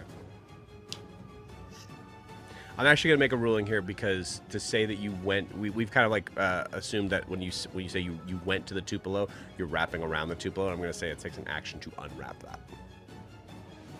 Okay, then I will use my action to unwrap from the Tupelo. You got it. Okay. Cool. So you all kind of see this as Ianthe takes a massive hit. You feel the descending bark as it kind of comes down, as all of the ropes seem to kind of pull down a few inches, tightening around the trees and actually kind of pulling them a little bit closer together. You see the body kind of like sway back and forth, otherwise unencumbered. But Ianthe just manages to hold on. That was big. That could have been really bad. Grian, you were up. okay, and everybody's down. Yeah, So- everybody's dead. But we're still in combat because they're just down. So, not a whole lot I can do. What I can do, is I'm going to fly up another. I'm going to say if everybody, and I don't want to rush you at all, but No, if go everybody ahead. can be like in a 2-minute turn, we might be able to get Ianthe to reach the top. Well, that's why I was like, I can either heal her or just like hold my shit and let's. Yeah, 2-minute turn. 'Cause- If you guys are willing to do that. No, because I've got 60 feet, so you know what? Fuck it. Yeah, I'll fly up 30 feet, and then that should be able to get me to her. And I'll heal Ianthe for 2 healing lights, and then I'll hold my action for whenever those assholes get up, and I'll hold Eldritch Blast. Okay. How close you need to be to Ianthe? 60 feet. Okay, And great. she's So 50 feet above me currently. So you fly up 30 feet, is that what you said total? Yeah. 30 feet total. Cool, got it. I'm going to just mark that on here, just when I need to come back to it. 30 feet, green. I don't know why it says FET. That's fine. And then I'll hold my action. I'll hold Eldritch Blast for when they get up. Healing Light's a bonus action? Correct. Cool. Eldritch Blast on who? Pick one. Whoever gets up first. Yeah, I guess that works. I like it. I will tell you, they're all going to get up at the same time. You know what? The archer, because he can get me higher up. So yeah, because the I'll archer, just blast that for some asshole reason, who can knock my has concentration. died several times. Like, seem to be the hardiest. Cool. All right, that is Grian's turn. Go ahead and take those shots, Grian. I'll. Okay. Fuck me. Okay. The first one is a 13 to hit. Misses. Misses. That's gonna hit. That's a 16 plus 8. That'll hit. So that is oh, fuck. It's a D10 plus 4. That is 10 points of damage. Nice. Cool. Still up. Yeah. All right. So we'll go again left to right for the rest of them. So this creature, the archer, weirdly, so I assume Jack can hear me. The kicking away of the crossbow, the necrotic energy seems to be pulling back time from this, so it does actually come back to the arms. But however, as the creature tries to formulate back to where it is, the trident is not within that encompassing turning back time sort of thing. So it is restrained, which means that it has to stay prone as it is looking at you. So it has its shot with disadvantage because it is you're within 5 feet. It has disadvantage because it is prone, and it has disadvantage because it's restrained. So this might be the first time in all of my running of D&D that there is triple disadvantage that only counts as a disadvantage. But beautiful. Accolade for sure. Very, very, very nice. So it makes the attack with disadvantage. I really hope this doesn't hit, because that would suck. After all that, so that is a 12 to hit, right? Can I cast Silvery Barbs on 14 to hit. Yeah, if you want to, yeah, 14 to hit for a D. I can't hear you. Jack, you are muted. I can't hear you. He misses. I have an armor class of 15. Okay, cool. Jet, you still said Silver Barb, so yeah. Yes, please. And I would like to give advantage to Ianthe. Oh, wait, I have to roll for this, don't I? It would have been a nat 20 on the new roll. Thankfully, it has to use the lowest. So 14 would not hit. I have to roll for this, though, right, to cast it? No. Oh, yeah, you do. So Fail. Oh, yeah, dude. That's why you wanted to cast it, just to be able to get those out of the way. I gotcha. Okay. That makes more sense. A 9 plus 9. There it is.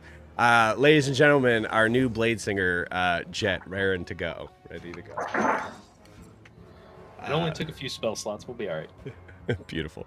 So this archer from the ground tries to make a shot, fully misses. These other two creatures get up, and they turn to attack the closest creature, which is Barb. So there's 2 attacks coming to Barb. I rolled them in the wrong box, but that's a 2 and an 8. So I assume they both miss on Barb. Barb has AC 11. Oh, the 8 might have hit them. Yeah, that would be 14 to hit. That'll hit.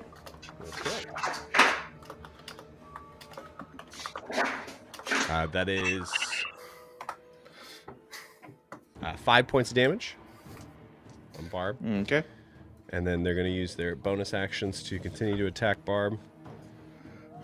What is these rolls? That is a crit on Barb, and then a nat 1 from the other one. A crit, like critical hit? Okay. Mm-hmm. So that is... that is 13 points of damage on Barb. 13? Yes. Oh my god, okay. Whew. Barb is looking rough. Okay. Yes, Barb is still up. All right. Titian, you look on in horror as there are daggers that are plunged into Barb from these undead creatures. The other one turns to... the one that is next to you turns to attack you. That is a dirty 20 to hit. 22 to hit. Cool. And even less on the bonus action attack. So misses there. The archer, who's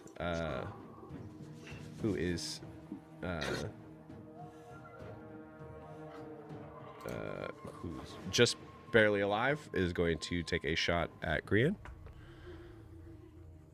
That's another nat 20. I'm rolling them in the box. You guys see it. Cool. Great. No. Silvery. That's a silvery barbs. I will use my reaction to make my AC 22, and my wings will fold up to help create that. Okay. You can do that, and that 20 hits. Okay. But it would be Titian used silvery barbs. Okay. Yeah. But we'll say, I mean, it's reaction, so I will say, Grian, you do that as well. I mean, That's, I mean, you guys both said that at the same time. We'll have to rule if that's what happened. If that was, like, in-game, if you were representing your characters, that's exactly how that would go. You guys just both do things to kind of block each other. Sure. So, 21 to hit. AC is 22. Yeah, great. So that There was we useful. go. Yeah. Cool. Blocked I'm from, giving natural. myself advantage on the next attack rolls, Joe. Nice. Cool. That could have been bad because Graham would have had to roll concentration. That'd be okay. Cool. The other two get up and they immediately go to attack Donzig, who is off the room.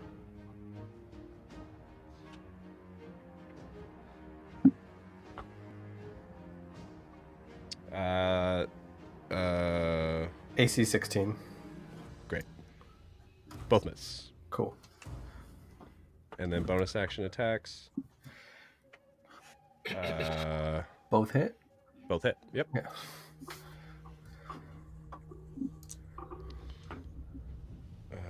That is 9, 6. 15 total points of damage. Slashing. And that is the end for all of the undead. Barb, it is your turn. Titian, you're on deck. Barb is going to... The last one, the one that critical hit Barb, is going to be the one getting hit. Yeah, I like it. So, does a 16 hit? 16 hits. Yep, just hits. Okay, that's 2d6, so that'll be 9 plus 4. Does a 13 points of damage. 13. Still up. Cool. Okay. That will be... I do not believe Barb has any... No, Barb does not have any other things. That's Barb's turn. I'm assuming then goes right to Titian. Yep. Cool.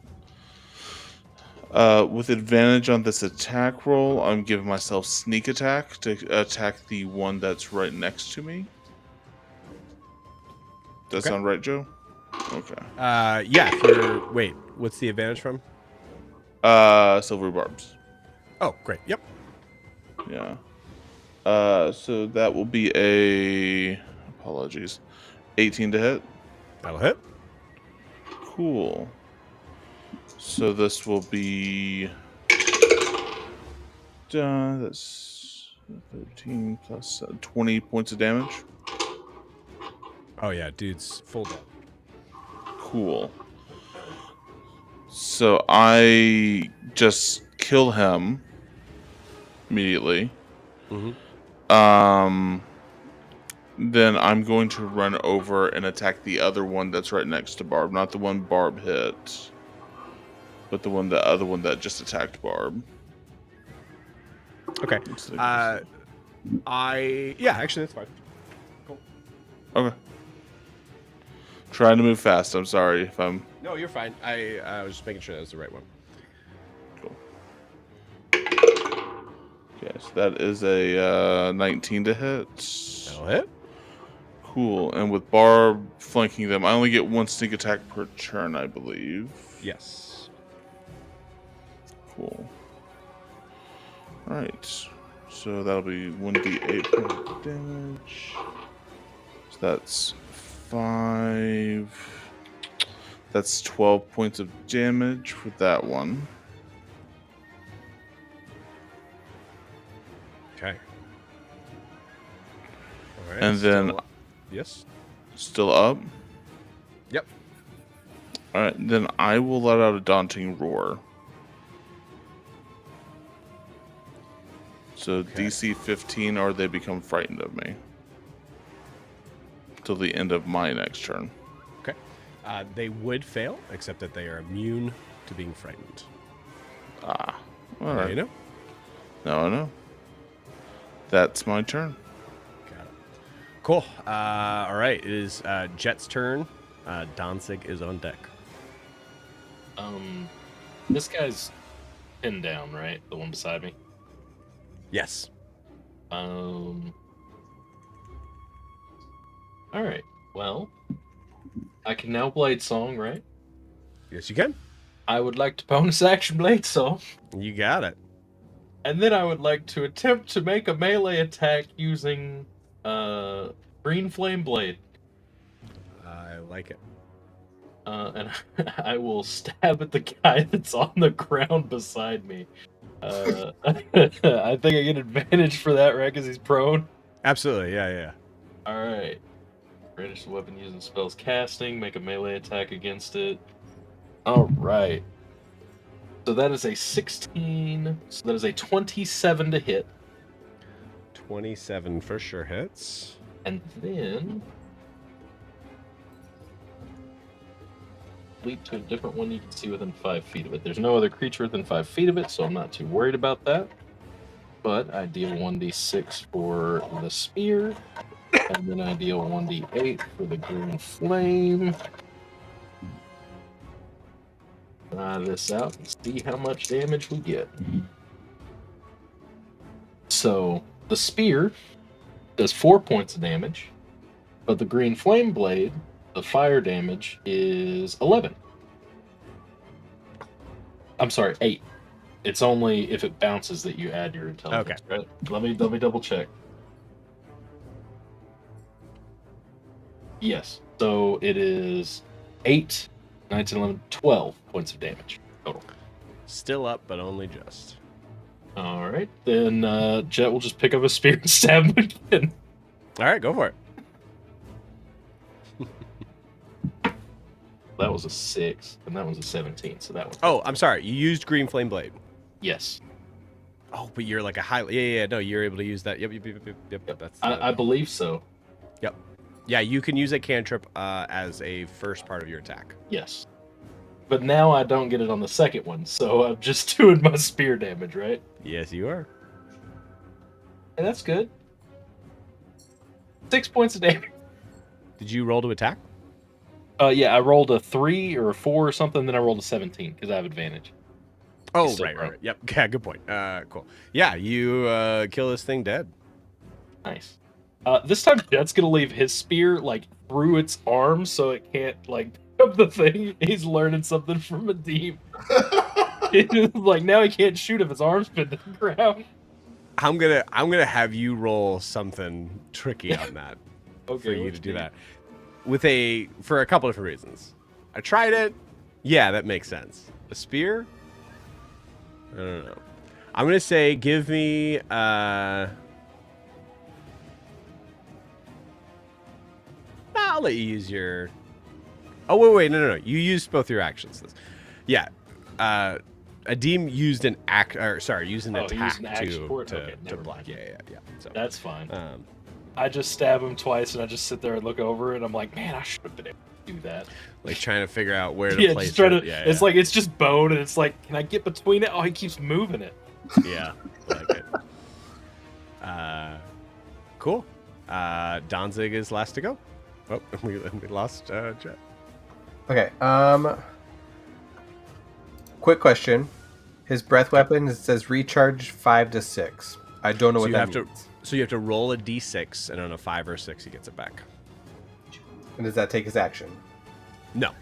Happens at the top of the round. Okay. Or top of the turn, I think. I rolled a 6, so he got it back. Hey, nice. And then I'm going to use the get. Let it roll. Okay, so that's DC 15 Dex.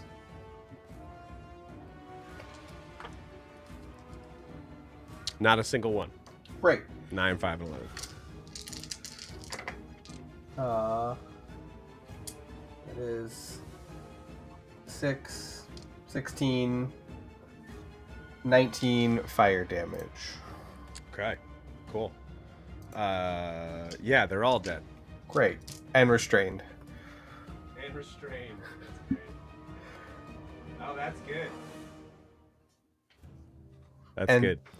1. And then I'm going to move Danzig a couple feet, like 20 feet back to the road, whatever that is, 10 feet. Big guy. And that's it. Oh, yeah. 10 feet. Yeah. Okay, that's it. Okay, cool. All right, so we come back to the top of the round here. Here's the reality. Ianthe is going to have to take up 2 turns to be able to complete this. Right? The turn that's coming up and another turn that's coming up after. So I'm going to offer to you guys a choice. Either we end it here and we go into the combat for the next round that comes in, or we assume that these guys are getting back up and attacking you one more time. I'm down to finish it. Does that make sense? Yeah, I'm down to finish it. Yep. Cool.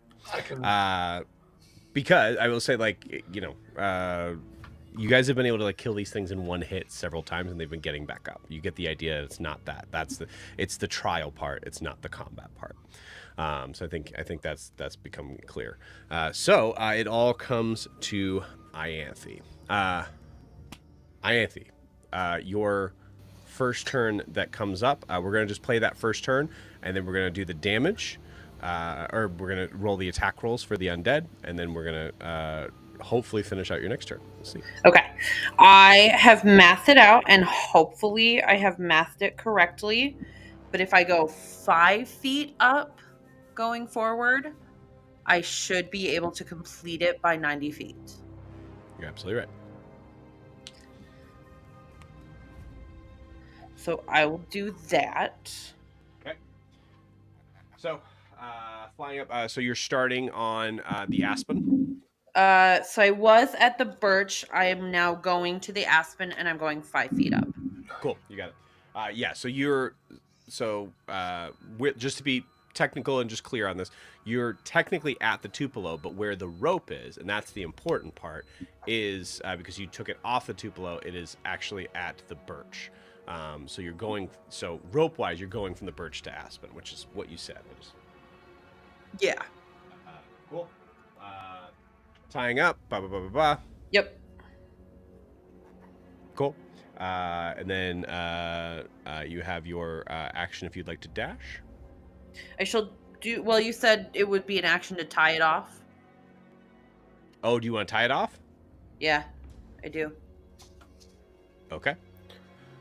You could bonus action dash around the tree, and that way it's tied off 1, but it's at 2. I don't have a bonus action dash. Oh, never mind. You're right.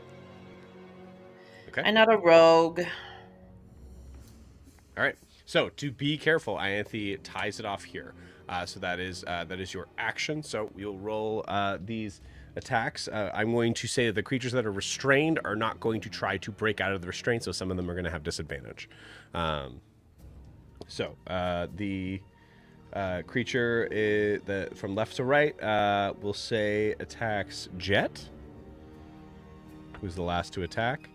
One was a nat 20, the other was a natural 2, so I assume that misses, for a total of 8. The two creatures that were attacking Barb, one of them that is the one with to the left is going to attack Barb. Nat 1 on the first attack, bonus action attack. 16 to hit on Barb. Or 22. Barb just vanishes into thin air. Okay, you got it. Oh no. Barb is gone. The other one turns to attack Titian. Misses on the first one. Second one is a 24 to hit. Right? 16? 24. No, 22. Excuse me, 22. 22 is my AC right now. Okay. So you take 8 points of damage. Okay. This other one is not restrained, so it is able to get up. It gets up to attack Grian. That is an 18 to hit. That'll just hit. Okay. That's with the dagger, so it's not going to be very much. That is 5 points of damage. Remind me, concentration. What do I gotta roll? Concentration is a Constitution saving throw. DC is 10. Okay.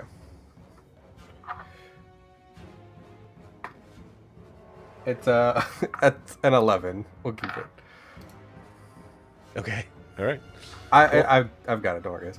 With an 11, we feel like this little sort of like blip and fizzle. Ianthe, you're reminded that your fly is what's able to give you the ability to be able to do this quickly, as you feel like you might have lost it for a second. Okay. Grand focus. The archer is going to attack from prone. Disadvantage. That is a. That's going to attack Grian. That is a 15 to hit. Nope. Okay. And then the dwarf is just full out, is restrained, has no melee attacks to be able to do, so cannot do anything. The other one is going to try to do a disadvantage dagger throw at Danzig for a 14 to hit. Nope. Okay, great. All right, so that is coming back down to Ianthe. Me again. Okay, I'm going to. God, I've already lost count of where I'm at. So I was at the Aspen. Yeah. So now You're I'm at going the back. Aspen now. Yep. I'm at the Aspen, so I'm going to. Which the I will Tupelo. say, if you want to simplify it, the numbers are going to be probably the easier way to go about it from here, unless you want to keep it the way it I is. wrote down the tree names, not the numbers. You got it. So I'm going to go to the Tupelo. Okay. I think this one I'm going to skip tying off, Makes sense. and I'm going to dash and go to the walnut. I think 1. Yeah, so someone remind me what the walnut is. Yeah. 1. Yeah, sorry. I wrote down the trees. Mm-hmm. Okay. Flies around both sides. Yep, 5 feet each time. Okay. Can I just, for just and yes. giggles, I'm going to move 30, 40 Is it feet incredibly important? Yeah, because I'm going to say, if you're doing this, then other people are going to want to do something too. If I move 30 feet up, I can't be hit. That's fair. Everybody okay with that? Yes. No, I want him hit. Great. Yeah, actually, you know what? Attack me 4 No, times. I want Grian down. Cool. That I does lost take Barb. off the. I need to lose Grian too tonight. That does take Oh, off the God. dagger from hitting you, but the archer can still hit you. Yeah. Cool. All right, I like it. We are back to one more time around to try to kill you all. Here we go. Disadvantage on attack for Jet. Oh, I guess I just want to point out, Joe, once I attack an undead, it can attack me again, for the record. What? Oh, I was just letting you know that the undead can attack me if I've attacked them first. Oh, okay. Have you attacked any undead? Oh, you did the erupting earth one, yeah. Yeah. Yeah. Cool. Well, they're kind of restrained right now. They're busy. Okay. So, with disadvantage, that's a dirty 20 to hit for Jet. Reaction cast shield. Got it. So, misses. Cool. My AC is now 25. Beautiful. Till my next turn. All right. With Barb gone, these two are going to go to attack Titian. And I would actually say, because Green made it so this one cannot attack, is also going to... Oh, it's just able to make it. Other side. To go after Titian. So it has advantage from flanking. So this is the advantage attack. Dirty 20 to hit. Does not hit. Cool. This is the... this is, I'll say just for simplicity's sake, this will be the attack and... Oh no, this will be the advantage from the other creature to attack. That is a 18 hit, which doesn't. We'll roll for the other normal guy for their attack. That's an 18 on the die, so a 24. 24 hits. That is 6 points of damage. Okay.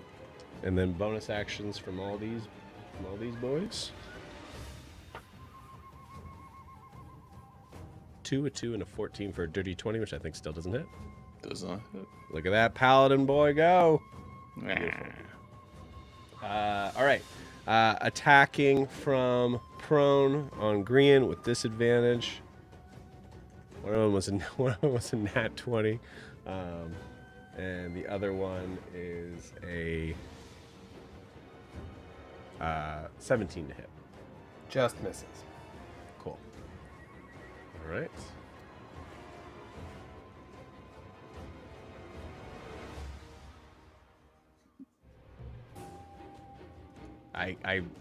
You're Brandon, don't ask me that right now. Okay. No, later question. All right. Dwarf dude cannot do anything. The other one can only choose with the dagger to shoot, to try to attack with disadvantage at Tonzig. That is a 16 to hit. Just hit. Okay. Oh no, that's the wrong die. That is 5 points. Sounds good. Okay. Right, that's all of them. We're now back to Ianthe. Cool. Okay, I'm gonna go. I'm gonna go Aspen, which I think is 3. Correct. Okay. Oak, which I think is 4. Correct. Using a dash. Looks good. All right. You are so close to the top. And Ianthe, as you get closer, you start to notice, like, your heart is racing for multiple reasons as you're flying. Yeah. You're having to move quickly through this, but also you're getting closer and closer to your unconscious, dead, who knows, sister. There's just so much adrenaline going right now. As you mentioned continuously, I think as you mentioned before, like continuously just saying under your breath, like it's not real. It's not real. It's not real. It's not real. Yeah. Okay. All right. One last go around. Here we go. From disadvantage attacking Jet. That is a 18 to hit. That misses. Okay. It's a new turn. You sure? While I'm blade singing, my AC. Oh is now yeah, 20. baby. I like it. Cool. Three boys on Titian, 2 of which have advantage. Here comes the advantage attacks. That is a dirty 20 to hit, which misses. And then, good lord, even less. Here's the attack from the other one that doesn't have advantage. Misses. And then bonus action attacks from all these guys. One of them is a natural 19 for 25. That'll do it. 7 points. Okay. Okay. Cool. All right. Attacking from prone. Natural 2 on the die. Dwarf can't do anything. Other one's going to throw a knife. Oh, with disadvantage. Yeah, on that one, which is a nat 1. Good. Okay. Anthea, it is your turn again. Okay. I'm going 5 feet up to the birch tree, which is number 2. Correct. And I will tie off that one. Unless I need to use my action for something else. You would need to use your action for what's in the center. Then I will not tie off. You got it. As you round from this, what is Ianthe thinking in this final moment of getting close to and feeling like you've gotten there, you've done it their way, fuck them, like Yeah, all these very much feelings. so. What's the main thing in your mind? I think it's starting to. I think she's losing track of it's not real, and just starting to like, please don't be dead, please don't be dead, please don't be dead. And is like, I'm so close, and I'm here. Mm-hmm. Love it. And as you round the final turn, having to go around the tree trunk, as you come back up, kind of like extending your arms out, your sister's not there. In her place, hanging by a hook,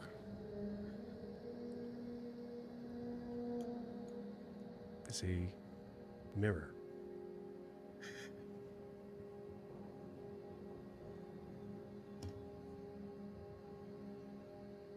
Embroidered around the sides,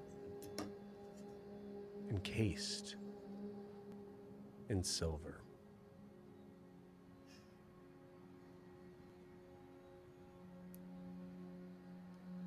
And an insignia at the top.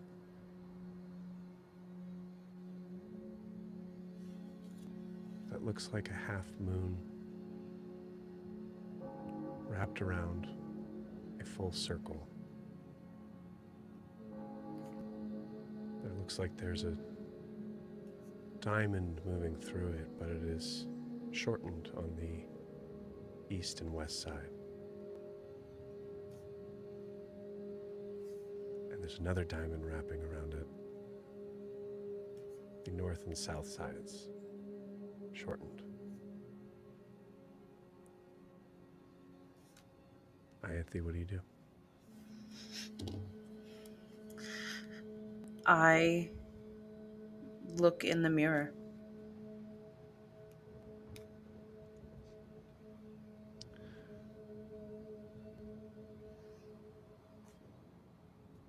The mirror in this moment works as a normal mirror. So Ianthe, I would like you to tell me what you see.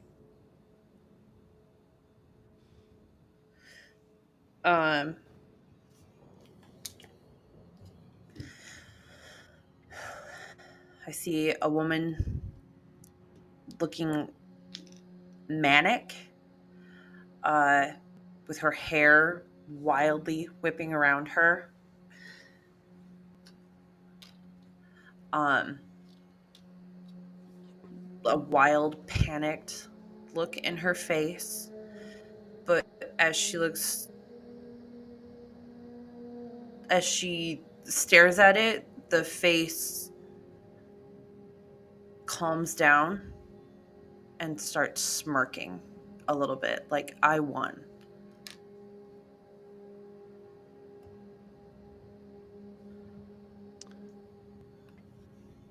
As you take the mirror off the hook, assuming you do that. Yeah.